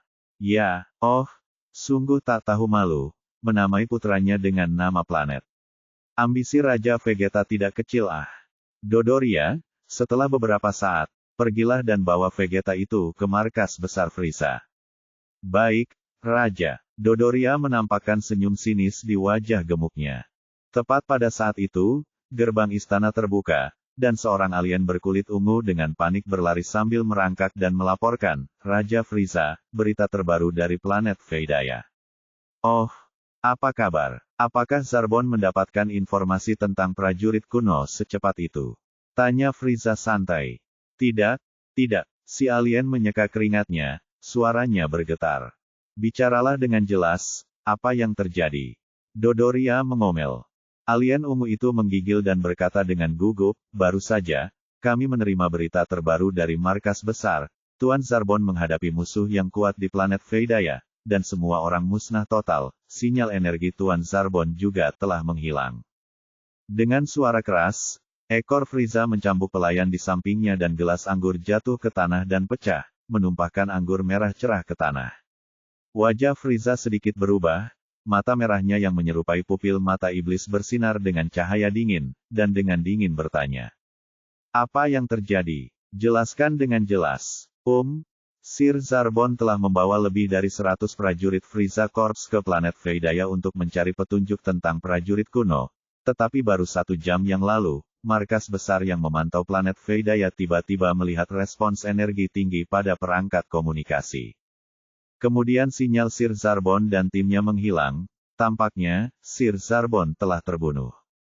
Bagaimana mungkin, kekuatan pertempuran Zarbon pada puncaknya bisa mencapai 25.000 Jangan bilang dia tidak punya cukup waktu untuk transformasi tubuh. Dodoria terkejut dan bertanya. Dia juga merupakan pelayan tingkat tinggi yang selalu menemani Frieza, jadi dia tahu bahwa kekuatan Zarbon yang sebenarnya jauh lebih kuat darinya. Lalu bagaimana dia bisa dikalahkan di planet Veidaya yang sekecil itu? Sebelum kehilangan kontak dengan detektor, terpantau bahwa Sir Zarbon telah menggunakan kekuatan penuhnya. Setelah berbicara, alien ungu itu sendiri merasakannya tak terduga. Setelah sesaat terkejut, Frieza segera pulih dengan senyum jahat di bibirnya, menarik, sangat menarik, tidak disangka ada yang bisa membunuh Zarbon. Hahaha, mungkin kekuatan orang itu tidak lebih lemah dari Ginyu Force. Alien ungu itu berdiri dengan hati-hati dan tidak berani bergerak, jantungnya berdebar kencang. Saat ini, Raja Frieza jelas tidak begitu senang. Ya, Frieza tidak bahagia saat ini. Frieza tidak merasakan kesedihan atas kematian Zarbon.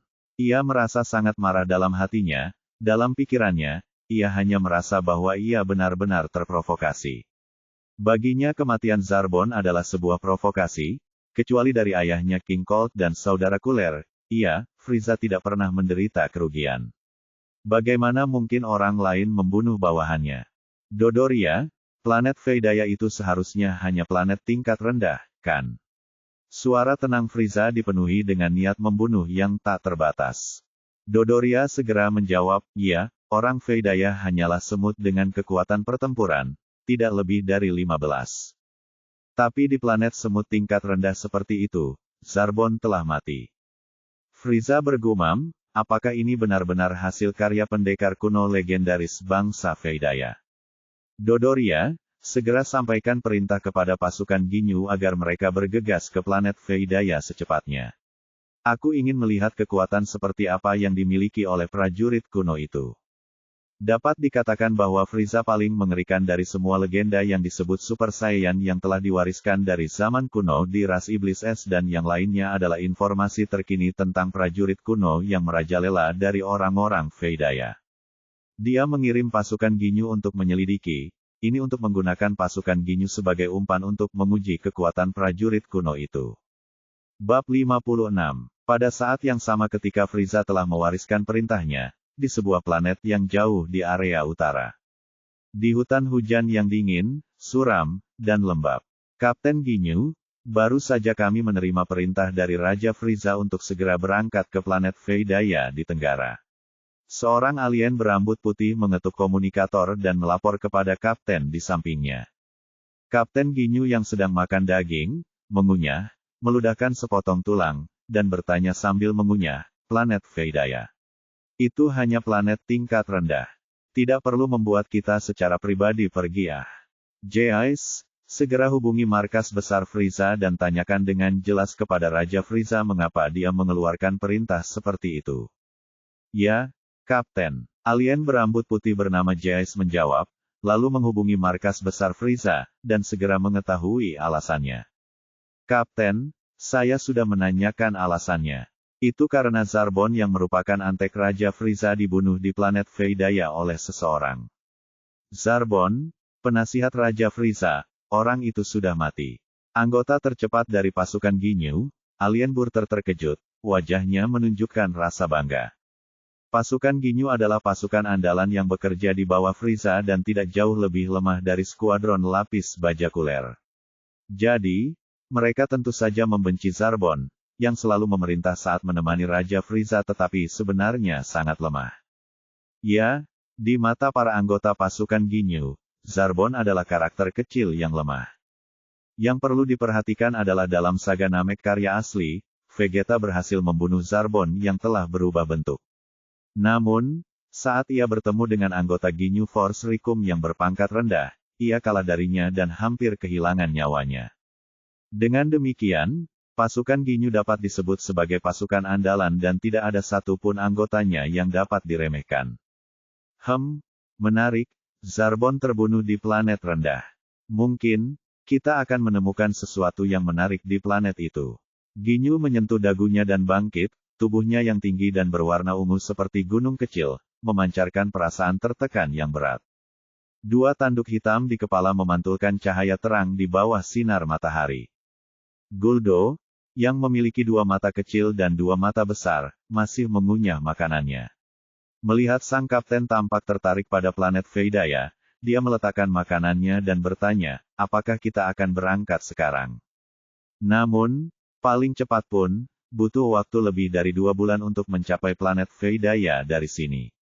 Saya khawatir kita tidak akan bisa mengejarnya. Jais mengerutkan kening. Siapa peduli kita bisa menyusulnya atau tidak? Bagaimanapun, ini adalah misi yang ditugaskan oleh Raja Frieza, asalkan kita bisa pergi, wajah Burter tampak acuh tak acuh. Karena rentang hidup mereka sangat panjang, mereka tidak peduli dengan waktu 1 atau 2 bulan. Dapat dikatakan bahwa sebagian besar kekuatan mereka terkumpul seiring berjalannya waktu. Soal apakah mereka bisa membalas dendam atas Zarbon itu atau tidak, mereka tidak peduli. Kalau begitu ayo pergi, kita tidak bisa membuat Raja Frieza marah. Semua anggota pasukan Ginyu tertawa terbahak-bahak, di bawah kepemimpinan Raja Frieza, selama mereka bisa bebas berbuat jahat, yang lain tak mereka pedulikan. Wilayah Utara, Tenggara, planet Veidaya. Karena pasukan Siaya, yang merupakan bawahan Frieza, sedang menjalankan misi di planet Longju yang hanya berjarak 7 hari dari planet Veidaya. Maka dari itu, untuk mencegah Frieza mengirimkan pasukan ke planet Veidaya dari planet terdekat lainnya, Siaya memerintahkan penduduk Veidaya untuk menyelesaikan semua pekerjaan evakuasi dalam waktu 7 hari dan kemudian segera meninggalkan planet itu dengan pesawat luar angkasa. Waktu bagaikan air yang mengalir, 7 hari berlalu dengan cepat. Perawatan pesawat ruang angkasa itu selesai tepat waktu. Pada saat ini, ada 157.000 orang Veidaya yang berkumpul di pangkalan bawah tanah dari berbagai penjuru planet Veidaya, jumlah yang sangat sedikit yang hanya merupakan sebagian sangat kecil dari populasi asli Veidaya, tetapi sudah menjadi populasi mereka yang bertahan saat ini.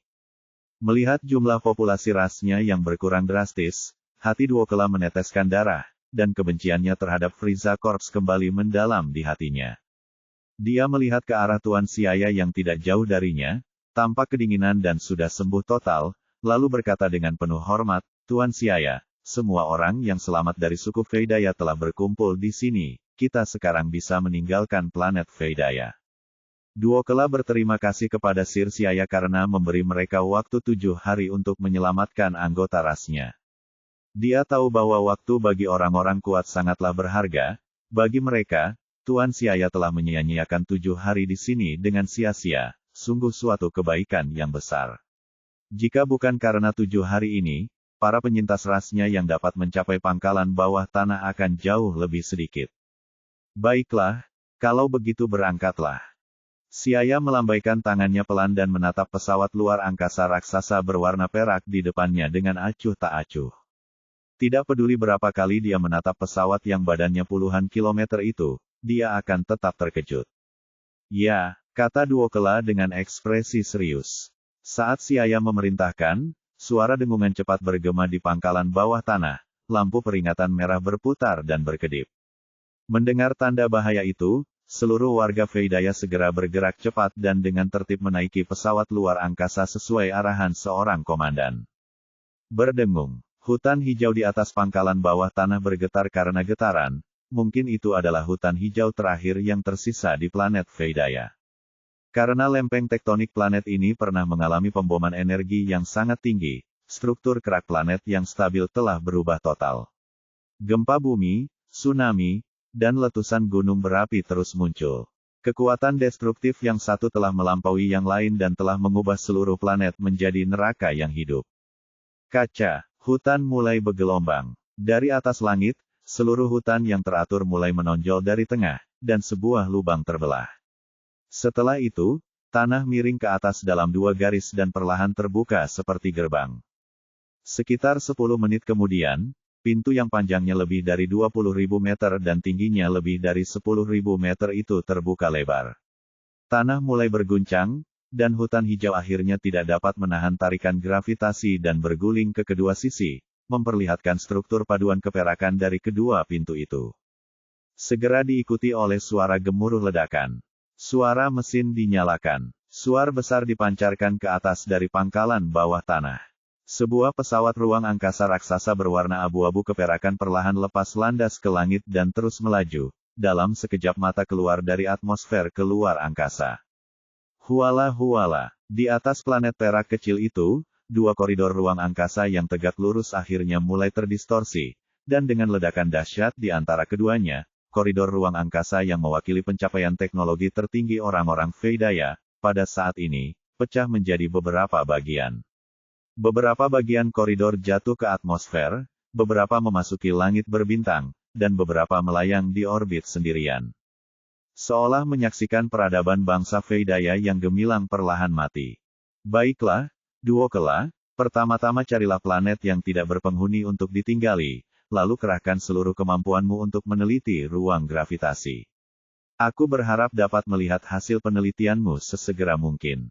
Baik, Tuan Siaya. Kami akan berusaha sebaik mungkin.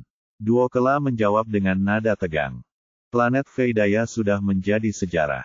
Sekarang, mereka akan mengikuti rencana yang disusun oleh Tuan Siaya. Dia percaya bahwa di bawah kepemimpinan Tuan Siaya, peradaban Veidaya mereka akan dapat bangkit kembali. Bab 57. Dalam sekejap, pesawat ruang angkasa peradaban Veidaya terbang di luar angkasa selama sebulan. Di angkasa luar yang sunyi dan dalam, sebuah pesawat luar angkasa raksasa berwarna abu-abu keperakan yang tampak seperti seekor naga panjang tengah terbang di angkasa berbintang yang luas. Di ruang kendali utama pesawat ruang angkasa, orang-orang Veidaya dengan penuh perhatian menatap layar tampilan komputer pintar yang terus-menerus memindai planet yang cocok untuk berlabuh. Tak lama kemudian sebuah planet berwarna kuning pucat muncul di layar. Kemudian beberapa operasi diproyeksikan ke layar, berikut data planet tersebut, planet kuning pucat, berbatu, berusia 2,2 miliar tahun, berdiameter 8.300 km, dan memiliki kondisi iklim yang parah. Tidak cocok untuk makhluk hidup dalam waktu lama. Itu bukan planet besar, dan lingkungan atmosfernya tidak normal dan kacau. Itu bisa bertindak sebagai titik dok sementara. Duokela mengamati data di layar dan dengan cepat menghitung energi yang dibutuhkan oleh pesawat ruang angkasa itu. Yah, karena tempat ini sudah jauh dari planet Veidaya, untuk sementara waktu Korps Frieza tidak akan dapat menemukannya. Daratkan pesawat ruang angkasa di planet ini dan menetaplah di sana. Karena ras Veidaya adalah peradaban teknologi yang sangat maju, mereka dapat mengubah kondisi minimum agar makhluk hidup dapat hidup di sana dengan bantuan sains dan teknologi. Sayangnya, teknologi ini tidak dapat diterapkan di planet induk karena Frieza telah mengincar planet itu. Setelah menetap di sini, kamu harus melanjutkan mendesain ruang pelatihan gravitasi dan membangunnya sesegera mungkin. Pintu terbuka dan Siaya masuk sambil mengenakan battle armor baru.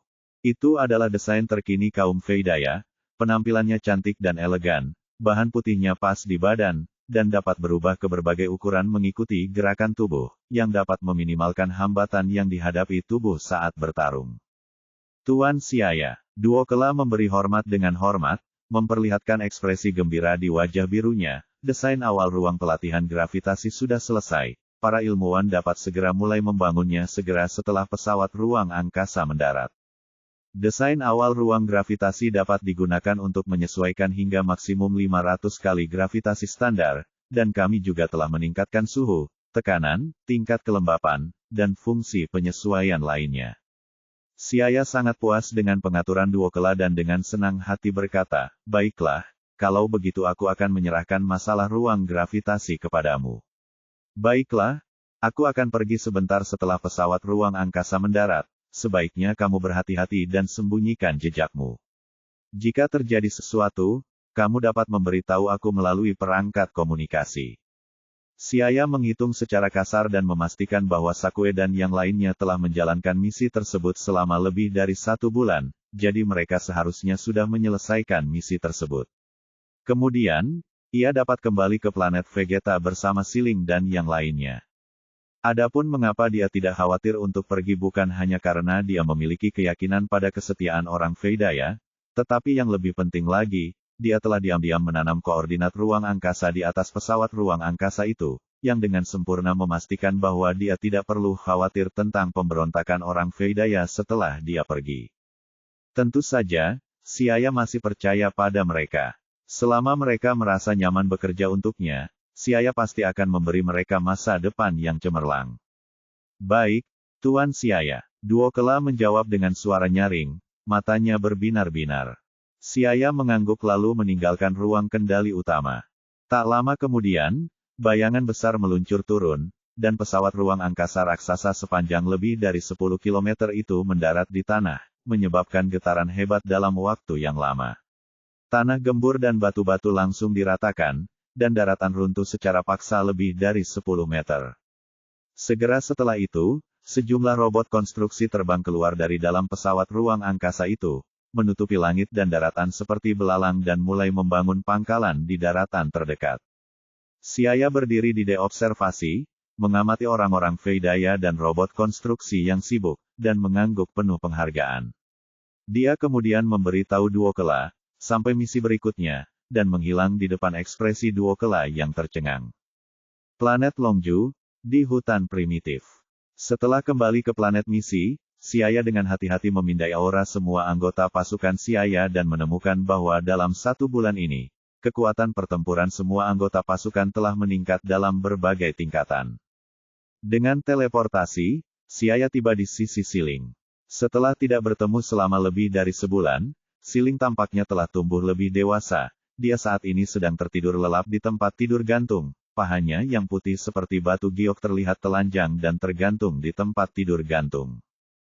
Barangkali, dia merasakan aura dahsyat mendekat. Siling segera bangkit dari tempat tidur gantungnya dengan waspada, cahaya yang mengalir melintas di matanya yang terbuka lebar. "Siaya, kamu kembali." Ketika dia melihat bahwa itu adalah Siaya, Siling berteriak kaget dan dengan gembira melompat ke arahnya. Tiba-tiba, dia merasakan energi yang terpancar dari Siaya dan menyipitkan matanya sebelum bertanya dengan ragu, "Kamu baru pergi selama sebulan, bagaimana mungkin kekuatan pertempuranmu meningkat pesat?" Dia ingat bahwa kekuatan pertempuran Siaya hanya lebih dari 14.500 poin sebulan yang lalu, tetapi dalam waktu singkat sejak dia tidak melihatnya, kekuatan itu telah meningkat pesat. Kekuatan persepsi Ki bahkan lebih sensitif dibandingkan dengan detektor energi. Meskipun Siaya telah sepenuhnya menyatukan kekuatannya, tidak dapat dihindari bahwa ia harus mengungkapkan sebagian energinya, karena energi inilah yang membuatnya menutupi kekuatan aslinya dan tidak dapat disembunyikan. Seperti seorang ahli super yang memiliki kekuatan pertempuran hingga 10 juta energi, tidak peduli bagaimana dia menyatukan kekuatannya, dia harus setidaknya mengeluarkan kekuatan pertempuran lebih dari 10.000, karena itu dia tidak dapat menyembunyikan segalanya. Semakin kuat energinya, semakin banyak energi yang bocor keluar.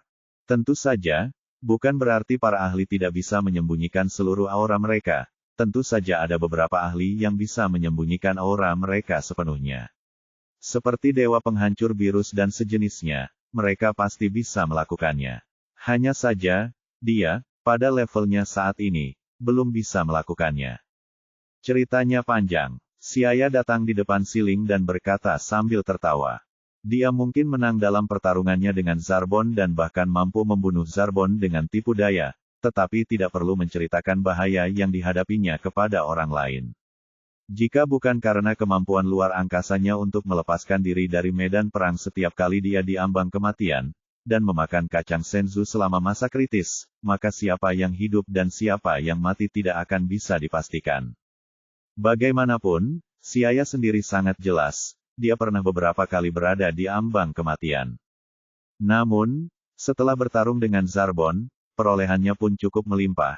Dia tidak hanya menaklukkan ras Veidaya, tetapi kekuatan pertempurannya juga meningkat pesat. Perkiraan konservatifnya kini telah mencapai 18.000 kekuatan pertempuran. Setelah mendengarkan Xia bercerita, Siling mendesah, dia tidak menyangka bahwa hanya dalam waktu 1 bulan saja hal yang luar biasa seperti itu telah terjadi. Kekuatan Xia tiba-tiba telah melampauinya jauh lebih banyak. Agak enggan, Siling cemberut, dan berkata sambil memutar matanya, jadi maksudmu orang Veidaya akan segera membangun ruang gravitasi. Benar sekali, seharusnya tidak butuh waktu lama jika semuanya berjalan lancar. Hehe. Tunggu sampai aku mendapatkan ruang gravitasi, aku tidak akan kalah darimu. Kata Siling dengan nada meremehkan. Sekarang, di antara para Saiyan, hanya Xia sendiri yang bisa membangkitkan daya saing dalam dirinya, sedangkan untuk yang lain dia bahkan tidak menganggap perlu untuk melihat mereka. Kalau begitu, kamu harus berusaha lebih keras. Xia menyemangati. Oh, ngomong-ngomong, bagaimana dengan latihan yang lain? Berbicara tentang bisnis yang tepat, Siling juga menjadi serius, mereka juga memiliki berbagai tingkat peningkatan dalam 1 bulan ini. Saya juga diam-diam mengajari mereka sedikit tentang misteri Ki sambil bersantai di tengah-tengah misi. Sakue terkuat telah mencapai 1.300 kekuatan pertempuran. Xia mengangguk dalam hati, mereka memiliki 1.300 kekuatan pertempuran di usia 12 plus tahun. Setidaknya mereka akan mencapai lebih dari 3.000 kekuatan pertempuran saat mereka dewasa dan dapat dianggap luar biasa di antara prajurit tingkat menengah lainnya. Bab 58. Kemudian, dia mendiskusikan hal-hal yang berhubungan dengan pelatihan dengan Siling. Saat ini, kekuatan pertempurannya telah jauh melampaui Siling, dan perspektifnya telah menjadi lebih besar, pengalaman mereka secara alami tidak sama. Karena metode pelatihan bumi lebih memperhatikan tubuh dan pikiran untuk maju bersama, kurang lebih mirip dengan filosofi kehidupan Taoisme, dan semua ini perlu diwujudkan melalui pelatihan. Seperti kata pepatah, dibutakan oleh sehelai daun sehingga tidak dapat melihat gunung Tai Asteris, menjejali telinga dengan kacang-kacangan sehingga tidak dapat mendengar gemuruh guntur. Tahap yang berbeda memiliki keterbatasan yang berbeda, terutama bagi yang lemah. Bagi mereka jauh lebih sulit untuk memahami pemikiran orang yang kuat. Jika pada tahap ini orang yang kuat dapat mengajari Anda, maka Anda harus mengambil jalan memutar yang lebih sedikit. Catatan, pandangan seseorang terhadap hal-hal penting dibayangi oleh hal-hal yang remeh. Saat malam menjelang, Xia memanggil Sakue dan yang lainnya. Para Saiyan muda ini, setelah menjalani pelatihan singkat dan ditambah petunjuk Siling, baik disengaja maupun tidak, telah menjadi semakin kuat, terutama Sakue, yang hampir sama kuatnya dengan Raditz dewasa. Melihat kapten yang sudah sebulan tidak mereka temui, Sakue dan yang lainnya tampak penasaran, tetapi mereka tidak menanyakan jejak Xia selama sebulan terakhir, mereka hanya berasumsi bahwa kapten tersebut pasti menyembunyikan keberadaannya untuk memantau perkembangan mereka. Aku sangat puas dengan penampilan kalian dalam 1 bulan terakhir ini. Oh, bahkan kekuatan pertempuran Bailey dan Lydia telah mencapai 1000. Sambil menatap semua orang, Siaya menggoda. Wajah Bailey tiba-tiba muram, dan berkata tidak puas, benarkah Kapten, sekarang bahkan kamu tidak bisa mengalahkan kami. Ya, Lydia menyentuh pipinya dan menjawab. Siaya menatap mereka dengan senyum tenang dan berkata dengan sungguh-sungguh, kalian tidak akan bisa mengalahkanku karena kekuatan pertempuran kalian bahkan tidak sebanding dengan prajurit tingkat rendah dewasa pada umumnya. Namun, kalian masih muda, prestasi kalian di masa depan tidak akan kecil. Apakah maksudmu kita bisa berharap menjadi sekuat prajurit tingkat tinggi di masa depan? Melihat sang kapten memuji mereka, Lydia dan Bailey mengusap dagu mereka, dengan ekspresi, seperti yang diharapkan memang seperti ini. Meskipun mereka adalah anggota terlemah dari pasukan Siaya, mereka tidak terlalu buruk dibandingkan dengan prajurit tingkat menengah lainnya. Sekali lagi menyemangati rekan satu timnya dengan beberapa kalimat, Siaya menatap Sakue dan berkata, misi planet Longju hampir selesai. Aku tidak bermaksud mengajukan misi baru untuk beberapa waktu. Kalian harus beristirahat sejenak setelah kembali ke planet Vegeta. Seperti biasa, terkadang pertarungan bisa menjadi bumerang. Kenapa? Tapi Saiyan hanya bisa menjadi lebih kuat melalui pertarungan. Bertarung itu menyenangkan. Bingung? Wajah Bailey berubah. Bahkan Anastasia dan Angelin tampak putus asa. Terlalu membosankan untuk tidak bertarung selama berhari-hari. Melihat mereka, Siaya tak kuasa menahan senyum. Bangsa Saiyan memang ras yang suka berperang. Bahkan bangsa Saiyan perempuan pun sangat agresif. Dia langsung berkata, Siling seharusnya mengajarimu cara mengendalikan Ki. Aku ingin kamu belajar mengendalikan Ki dalam waktu 1 tahun. Aku tidak menuntutmu untuk menguasainya dengan sempurna, tetapi setidaknya kamu harus bisa menggunakannya dengan mudah. Tetapi apakah benda itu benar-benar berguna? Bukankah benda itu terlalu memperhatikan detail?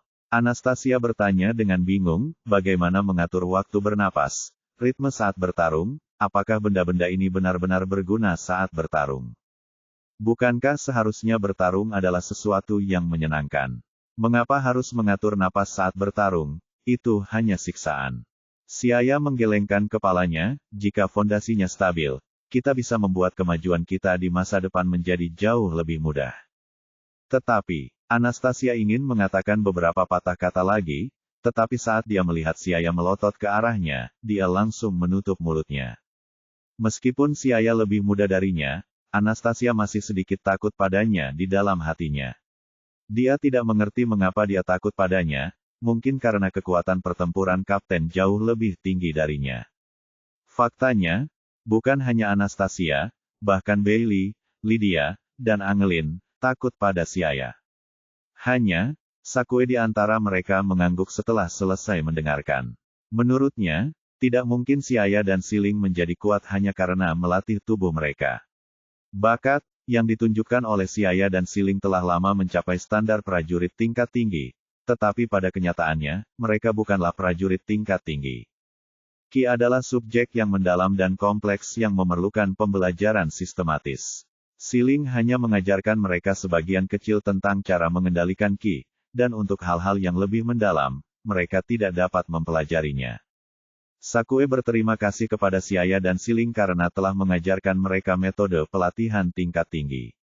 Setelah memahami metode pelatihan yang benar-benar baru, ia merasa bukan mimpi belaka bahwa masa depannya akan lebih cerah, melampaui para prajurit tingkat tinggi itu.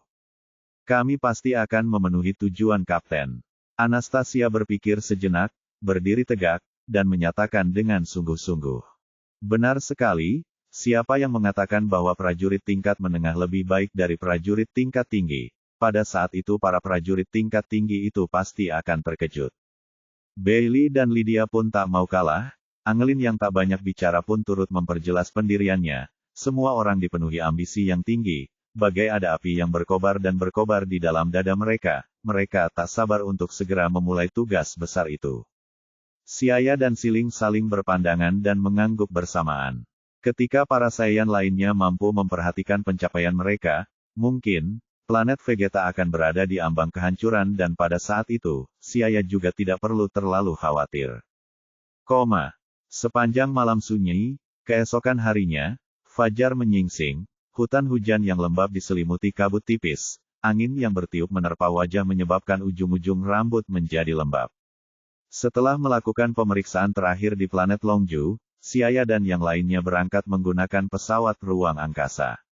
Untuk jangka waktu yang lama, pasukan Xiaya tidak akan melakukan misi apapun, dan para anggota pasukan akan berlatih sendiri-sendiri, menstabilkan kekuatan mereka saat ini. 2 bulan kemudian, pesawat ruang angkasa itu memasuki wilayah udara planet Vegeta. Keluar dari pelabuhan luar angkasa, rekan satu tim saling berpamitan. Xiaya dan Siling kembali ke rumah yang terletak di daerah yang ramai. Saat itu sudah jam makan siang, jadi di bawah tatapan mata Adri yang membara, Xiaya hanya bisa dengan cekatan mengambil sejumlah besar makanan bumi dari ruang dimensi, sambil menatap tak berdaya pada sedikitnya makanan yang tersisa di ruang dimensi.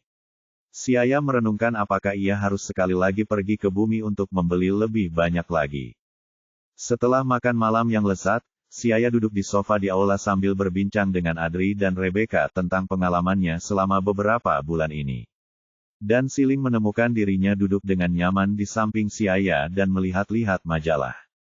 Setelah mengetahui bahwa battle power Xiaya telah mencapai 18.000, Adri dan Rebecca terkejut dan menatap Xiaya dengan ekspresi yang lebih puas. Kemudian Xiaya bertanya tentang masalah evakuasi planet. Berbicara tentang pemilihan planet untuk evakuasi, itu sangat penting karena menyangkut kelangsungan hidup ras Saiyan. Menyinggung masalah ini, Adri menggelengkan kepalanya. Kami telah menggunakan semua koneksi kami untuk mencari planet yang cocok untuk ditinggali bangsa Saiyan. Namun, hasilnya tidak memuaskan. Sebagian besar planet tidak cocok untuk ditinggali bangsa Saiyan. Dapat dikatakan bahwa di wilayah utara terdapat banyak sekali, bahkan tak terhitung jumlahnya, planet yang cocok untuk ditinggali oleh makhluk hidup, karena wilayahnya memang sangat luas. Akan tetapi planet yang cocok untuk ditinggali oleh bangsa Saiyan sangatlah sedikit, karena bangsa Saiyan adalah bangsa petarung. Bagi mereka bertarung adalah hal yang mutlak, bahkan terkadang lebih penting dari nyawa, itu berarti di sekelilingnya harus terdapat banyak planet yang cocok untuk bertempur. Dan yang lebih penting lagi, planet itu tidak berada di wilayah pengaruh Frieza Forces dan Frost Demon Rache, planet seperti itu terlalu sulit ditemukan. Dengan koneksi Adri dan yang lain, itu tidak dapat ditemukan untuk beberapa saat. Mungkin hanya setelah meninggalkan area utara, sebuah planet yang cocok dapat ditemukan untuk ditinggali bangsa Saiyan, pikir Xiaya dalam hati. Dengan mengingat hal itu, dia tiba-tiba berkata, baiklah, sekarang aku punya sekelompok bawahan yang ahli dalam sains dan teknologi, ras Veidaya. Mungkin dengan teknologi mereka bisa membantu kita menemukan planet yang cocok. Aku akan menyuruh mereka mencarinya. Itu lebih baik. Adri merasa lega mendengar bahwa Xiaya memiliki peradaban bawahan yang ahli dalam sains dan teknologi. Akan jauh lebih mudah jika mereka mencarinya. Ia berkata, dalam 6 bulan terakhir, kami telah diam-diam menghubungi beberapa Saiyan, dan sekarang ada lebih dari 1.000 Saiyan yang telah bergabung dengan kami. Bab 59. Hanya sekitar 1.000. Xiaya sedikit mengernyit, tidak puas dengan jumlahnya. Bangsa Saiyan memiliki populasi total lebih dari 1 juta. Namun, hanya sekitar 1.000 orang yang mempercayai mereka. Rebecca menjelaskan, agar tidak menarik perhatian Raja Vegeta, kami harus mempersempit jangkauan kontak kami, dan orang-orang ini adalah semua orang yang kami pilih dari dalam lingkaran kenalan kami. Xiaya tiba-tiba menyadari, memang, evakuasi planet belum diatur, tidak mudah untuk mempublikasikan niat jahat Frieza, atau mereka kemungkinan besar akan menghadapi pemusnahan total. Itulah sebabnya 1.000 Saiyan yang dipilih sebagian besar adalah Adri dan kenalan lainnya yang merupakan mantan rekan mereka dan telah berjuang berdampingan. Ada satu hal lagi, akhir-akhir ini orang-orang di pihak Raja Vegeta semakin sering dikerahkan. Saya khawatir itu pertanda bahwa kita harus mempercepat pencarian planet yang cocok. Adri mengerutkan keningnya, karena dia tidak tahu kapan tepatnya Raja Vegeta akan memberontak, dia merasa waktu yang tersisa bagi mereka untuk pergi semakin berkurang dari hari ke hari. Sebagai perbandingan, Xiaya tidak terlalu cemas. karena ia tahu bahwa Frieza akan menyerang planet Vegeta saat Vegeta berusia sekitar 5 tahun. Jadi, dalam waktu singkat, tidak akan ada pemberontakan dari pihak Raja Vegeta, yang berarti mereka memiliki waktu 2,5 tahun. Keesokan harinya, Xiaya dan Siling tinggal di rumah untuk menstabilkan fondasi mereka, melakukan latihan paling dasar setiap hari. Sementara itu, murid Adri, Miers, telah mengunjungi rumah mereka untuk mencari Adri 2-3 kali. Tentu saja, setiap kali dia datang, sikapnya terhadap Xiaya dan Siling sama sekali tidak ramah, dan kesombongan memenuhi wajah kecilnya. Namun, yang membuat Xiaya sangat tersentuh adalah bakat terpendam anak Miers ini benar-benar luar biasa. Di usianya yang baru 2,5 tahun, kekuatan pertempurannya telah mencapai 440, jauh lebih tinggi daripada saat dia keluar dari kamp pelatihan. Tidak heran bocah ini membenci mereka. Begitulah, setiap hari berlalu. Hingga suatu hari, orang-orang Veidaya menerima pesan dari planet kuning pucat yang jauh di sana, mesin latihan gravitasi akhirnya telah selesai. Setelah menerima pesan dari orang-orang Veidaya, Xiaya segera menggunakan transmisi instan untuk bergegas ke planet kuning pucat yang jauh. Setelah beberapa kali teleportasi, sosok Xiaya muncul di dalam markas sementara orang-orang Veidaya. Duokela, apakah kau menyuruhku datang untuk melihat mesin latihan gravitasi? Pintu ruang kendali utama terbuka, dan Xiaya yang lelah karena perjalanan berjalan ke arah Duokela. Tuan Xiaya, Duokela tidak menyangka bahwa Sir Xiaya akan tiba-tiba muncul di hadapannya dalam waktu sesingkat itu setelah menerima pesan tersebut. Untuk sesaat, dia dipenuhi rasa hormat terhadap kemampuan magis Xiaya untuk muncul dan menghilang secara misterius. Mengenai mesin gravitasi, Duokela memperlihatkan ekspresi bangga di wajahnya. Itu adalah hasil penelitian selama beberapa bulan oleh para ilmuwan Veidaya. Silakan ikut dengan saya, Tuan Xiaya. Sambil membungkuk hormat, Duokela memimpin jalan dan membimbing Xiaya ke tempat mesin gravitasi ditempatkan. Keduanya melewati koridor panjang, transparan, dan berliku yang dipenuhi atmosfer sains dan teknologi dan dengan cepat tiba di bengkel perakitan yang sangat besar, tingginya sekitar 100 meter. Di bengkel besar itu, ada 7 mesin latihan gravitasi setengah bola besar yang tertata rapi. Mesin gravitasi itu berukuran besar, dan seluruh tubuhnya berkilau dengan kilauan metalik emas gelap. Tingginya hampir mencapai atap bengkel perakitan. Ketujuh mesin gravitasi itu seperti 7 bukit menjulang yang disatukan, memancarkan perasaan tertekan. Duokela menunjuk ke 7 mesin gravitasi dan berkata dengan bangga, mesin latihan gravitasi ini berdiameter 100 meter dan tingginya 90 meter. Dan sesuai permintaan Anda, gravitasi dapat disesuaikan ke nilai maksimum 500 kali gravitasi normal. Selain itu, tekanan dapat disesuaikan ke 1000 kali tekanan standar, dan suhu dapat disesuaikan dalam plus atau minus 80 derajat. Selain itu, agar memudahkan pelatihan, disediakan ruang kecil untuk kamar mandi, ruang makan, dan ruang tamu yang terpisah. Selain itu, ada juga 100 robot mini yang khusus memberikan bantuan untuk pelatihan yang dapat mengubah kecepatan dan kepadatan serangan sesuai dengan kebutuhan pengguna. Kerja bagus. Saya sangat puas dengan mesin gravitasi ini. Mendengarkan Duokela memperkenalkannya dengan begitu akrab, Xiaya memperhatikan Duokela dengan penuh apresiasi sementara kedua matanya bersinar semakin terang, dia bersemangat untuk masuk dan mengalaminya sendiri. Terima kasih atas pujian Tuan Xiaya. Merasa sangat tersanjung, Duokela membungkuk, kulitnya yang biru kehijauan berubah sedikit kemerahan karena kegembiraan.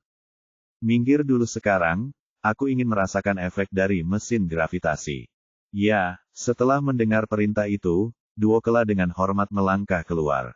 Xiaya mengangguk pelan. Setelah Duokela pergi, dia melangkah beberapa langkah dan tiba di depan mesin latihan gravitasi. Melihat ke atas, dia menemukan bahwa mesin latihan gravitasi ini benar-benar sangat besar.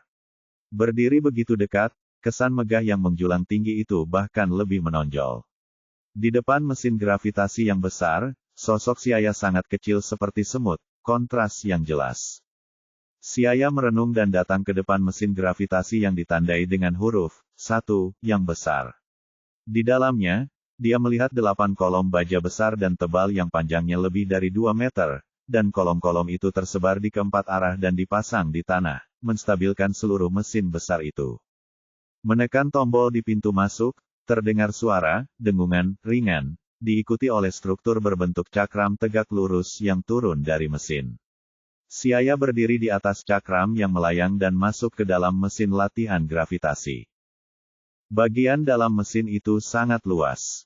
Mesin itu terbagi menjadi 2 lapisan, lapisan bawahnya tidak terlalu besar, sebagian besar terbagi menjadi 3 bagian, kamar mandi, ruang makan, dan ruang tamu. Sementara lapisan atas adalah ruang pelatihan yang sebenarnya. Ruang yang sangat besar itu berdiameter 100 meter dan tinggi 80 meter sehingga ruang pelatihan itu tampak seperti arena pertarungan yang sangat besar. Tanahnya ditutupi dengan garis-garis dangkal yang mirip dengan batu-batuan, dan dinding serta tanahnya dilebur dari bahan-bahan khusus yang bahkan melampaui paduan terkuat dan bahkan dapat menahan pemboman energi yang sangat kuat dan padat. Ia berjalan di depan panel kontrol di samping dan mengatur parameter ruang pelatihan sesuai dengan angka yang ditandai di atas. Ia pertama-tama memasukkan angka 15 di kolom gravitasi. Dalam sekejap, nomor tersebut terkonfirmasi, dan ruang pelatihan berdengung dengan suatu suara. Kemudian sebuah gaya tekan ke bawah yang dahsyat menekan tubuhnya. Memang gravitasinya 15 kali lipat. Merasakan efeknya, Siaya mengangguk pelan dengan yakin. Sekarang gravitasi di seluruh ruang latihan telah mencapai 15 kali gravitasi normal, rasanya persis seperti saat dia berlatih dengan pakaian berbobot di Lookout on Earth. Kemudian, satu persatu, ia mengatur parameter suhu dan tekanan. Setelah merasakan efek dari mesin latihan gravitasi, ia merasa sangat puas. Hingga taraf tertentu, mesin latihan gravitasi buatan orang-orang Veidaya telah melampaui persyaratan awalnya di banyak hal. Meskipun mereka membutuhkan waktu beberapa bulan untuk membuatnya, semua itu sepadan. Setelah keluar dari mesin gravitasi, Siaya pergi mencari Duokela. Pak Mehm, Duokela, aku sangat puas dengan ruang gravitasi yang kalian buat. Oh, ada juga yang ingin kukatakan. Tanpa pelit, dia memuji mereka dengan beberapa kata sebelum wajahnya berubah tegas. Tuan Siaya, tolong beritahu. Duokela menegakkan tubuh, mencondongkan tubuh ke depan untuk mendengarkan dengan penuh hormat. Saat ini, pengaruh Frieza telah sepenuhnya meliputi seluruh wilayah utara, dan ditambah dengan bantuan Raja Colt dan Cooler, situasi kita di sini tidak terlalu menguntungkan. Jadi aku ingin kalian menggunakan setiap metode yang kalian miliki untuk menemukan planet yang cocok untuk ditinggali. Tentu saja, sejauh mungkin dari pengaruh klan Frieza. Ekspresi Siaya sangat serius saat mengatakan ini.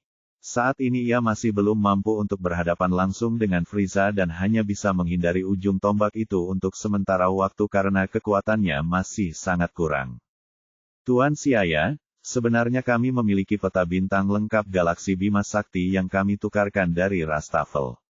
Mungkin, kami dapat menemukan planet yang cocok untuk kami melalui peta itu. Duokela tiba-tiba berbicara. Rastafel, bukankah mereka hancur? Siaya bertanya dengan heran. Rastafel dulunya hidup bersama bangsa Saiyan di planet Vegeta, namun mereka telah dimusnahkan di tangan bangsa Saiyan. Bab 60. Peta bintang ini berasal dari beberapa ratus tahun yang lalu. Karena kita tidak pernah punya rencana untuk meninggalkan planet induk, peta bintang ini selalu tersimpan di basis data utama komputer pintar, Duokela menjelaskan, ketika dia mengingat planet induknya, suasana hatinya berubah putus asa.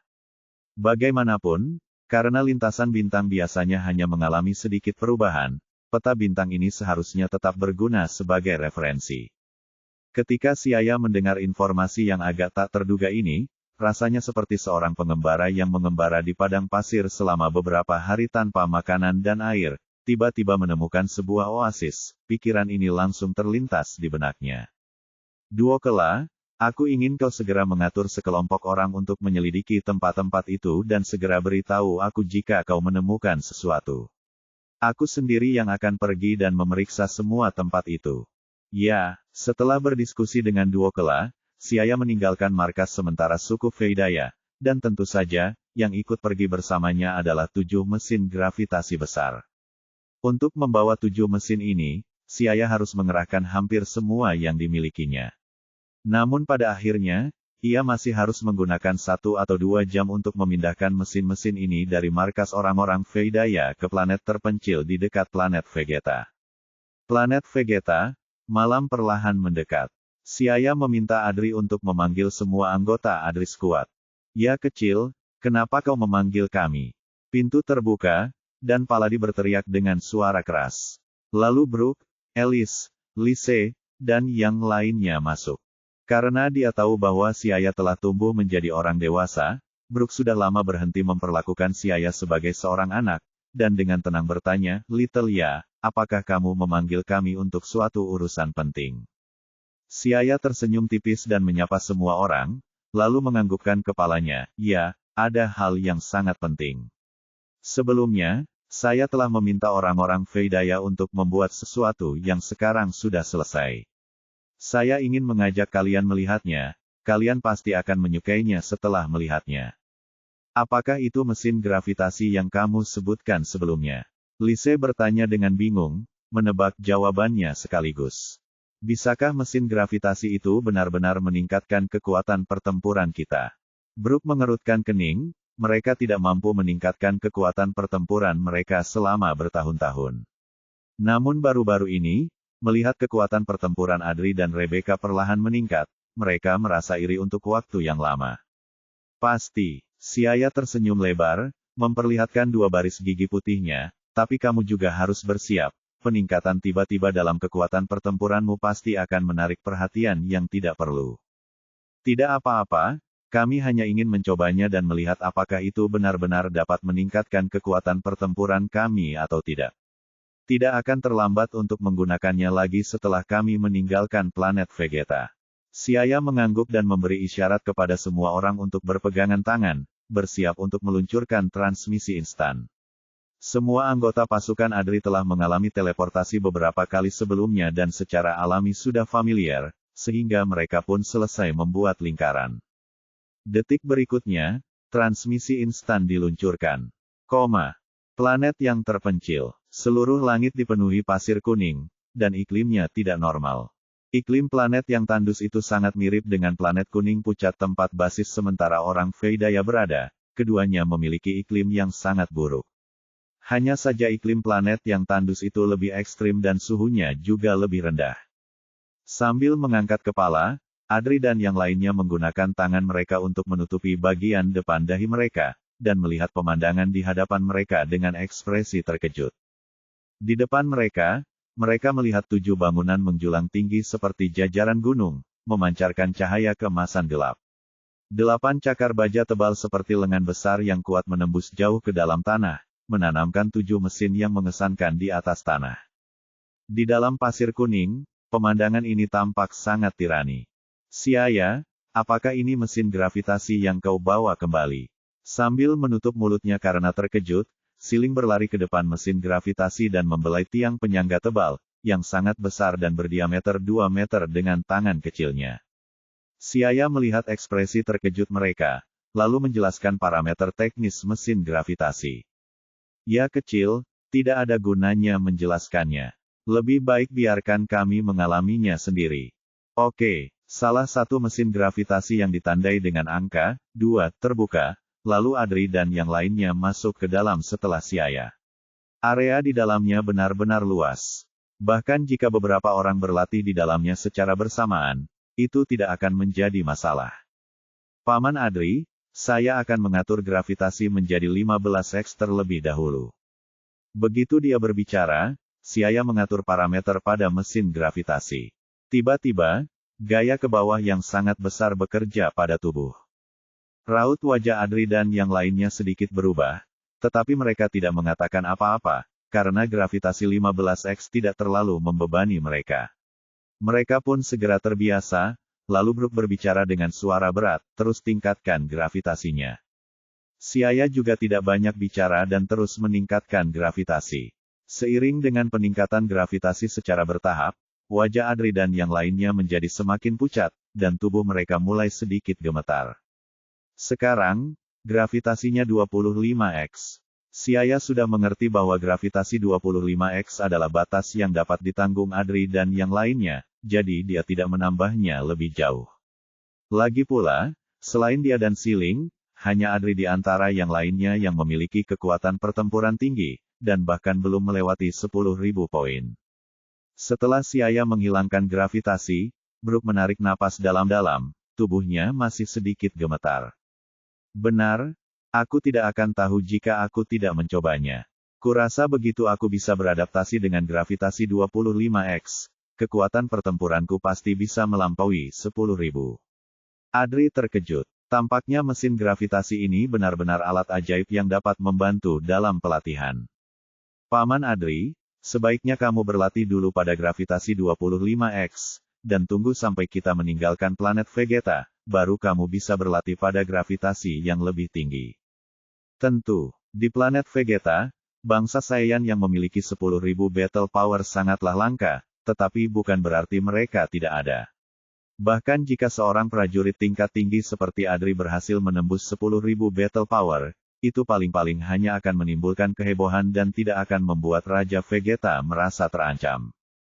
Melihat Siling yang ingin mencobanya, gadis kecil itu memasang ekspresi polos di wajahnya. Siaya hanya tersenyum dan berkata, "Siling, kamu bisa melakukan apa saja yang kamu mau. Namun, ingatlah untuk berlatih secukupnya. Jangan berlatih dengan gravitasi yang terlalu tinggi sekaligus, dan berhati-hatilah atau pertumbuhanmu bisa terpengaruh." Aku tahu. Selesai mendengarkan, mata Siling berbinar, lalu dia dengan gembira berlari untuk bermain. Kalau begitu, semua orang juga harus berlatih. Ada keperluan sehari-hari di lantai bawah ruang latihan, itu bisa digunakan untuk beberapa waktu. Tak lama kemudian, semua orang memilih mesin gravitasi mereka sendiri sementara Siaya sendiri memasuki ruang gravitasi, nomor 1, dan mulai berlatih. Dalam karya aslinya, saat Son Goku sedang dalam perjalanan menuju planet Namek, ia mampu beradaptasi pada gravitasi 100x hanya dalam waktu 6 hari, dan kekuatan tempurnya telah menembus hingga 90.000. Dia telah mengeluarkan potensinya dengan cara yang gila. Meskipun dia hampir mati beberapa kali selama pelatihan, Siaya tidak segila Son Goku. Karena dia punya banyak waktu, dia merencanakan jadwal pelatihan yang sistematis untuk dirinya sendiri. Pertama, mulailah dengan gravitasi 35x, dan atur tekanan menjadi 10x.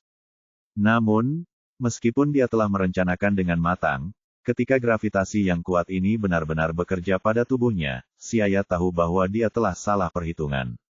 Tulang-tulang di sekujur tubuhnya mengeluarkan suara, "Kakak," tubuhnya seperti terisi timah, gerakannya tiba-tiba menjadi lamban. Tapi, aku masih bisa bertahan. Kedua matanya memperlihatkan tatapan penuh tekad, Siaya menggigit giginya dan bertahan. Kemudian dia mulai berlatih, dia mulai dengan push-up sederhana, dan mulai berlari, sedikit demi sedikit beradaptasi dengan lingkungan gravitasi 35x. Waktu berlalu cepat. Beberapa bulan kemudian, lebih dari sebulan setelah Siaya memasuki mesin gravitasi, Adri dan yang lainnya telah beradaptasi dengan gravitasi 25x dan kemudian mulai berlatih dengan bantuan robot pelatihan sambil juga melakukan latihan tanding. Dan 2 bulan kemudian, setelah bertarung, terluka, bertarung, dan terluka lagi, mereka akhirnya mampu memanfaatkan potensi Saiyan mereka dan menembus hingga 10.000 kekuatan pertempuran. Bagi mereka yang sudah mendekati 10.000 battle power, meskipun terobosan kecil ini tidak seberapa, tetapi mengingat battle power mereka stagnan untuk waktu yang lama, peningkatan ini sangat berharga, seolah-olah sebuah pintu telah dibuka. Setelah itu mereka tidak berlatih lagi, dan mulai menstabilkan kekuatan pertempuran mereka saat ini. Jika mereka terus berlatih, kemungkinan besar mereka akan membuat Raja Vegeta curiga, dan mereka tidak mau melihatnya. Seiring berjalannya waktu, Siaya telah beradaptasi dengan gravitasi 35x. Jadi dia melakukan beberapa penyesuaian kecil, beristirahat selama beberapa hari, lalu sekali lagi meningkatkan gravitasinya ke 40x. Pada saat yang sama, robot pelatihan juga ditambahkan ke proses pelatihannya. Dari 1, 5, 10, jumlahnya perlahan-lahan digandakan. Tak lama kemudian, semua 100 robot pelatihan diaktifkan di ruangan itu. Setahun kemudian, di sebuah dataran di planet terpencil itu, 7 benda menjulang tinggi yang berteknologi maju tersusun rapi dalam satu baris. Angin yang bertiup telah menambahkan lapisan pasir kuning tebal pada cangkang luarnya yang berwarna emas gelap. Di salah satu mesin gravitasi, nilai gravitasi ditetapkan pada 120x dan tekanan ditetapkan pada 30x. Karena lingkungan yang keras, seluruh ruangan tampak merah tua yang menyesakkan. Di lingkungan yang luar biasa keras ini, seorang remaja berambut hitam dengan ganas melambaikan tangannya, menyelam, bergerak, dan tanpa henti melakukan gerakan latihan dasar. Setelah latihan tubuh yang berat, keringat bening seperti gerimis merembes keluar. Siu, dengan mesin gravitasi yang mati, seluruh ruangan segera kembali normal dan pintu menuju lantai bawah terbuka. Sambil membawa handuk basah, si ayah kemudian keluar. Di dalam bak mandi, ia berendam dalam air panas, dan rasa lelah di sekujur tubuhnya pun hilang. Efek dari mesin gravitasi itu jelas, si ayah telah menghabiskan lebih dari setahun untuk beradaptasi pada gravitasi 120x. Meskipun ia tidak seaneh dan secepat Son Goku, ia juga mampu membentuk ulang tubuhnya secara menyeluruh. Kekuatan pertempuran 120.000. Merasakan tubuhnya mengalir dengan kekuatan yang melimpah, mulut si ayah melengkung membentuk senyum tipis.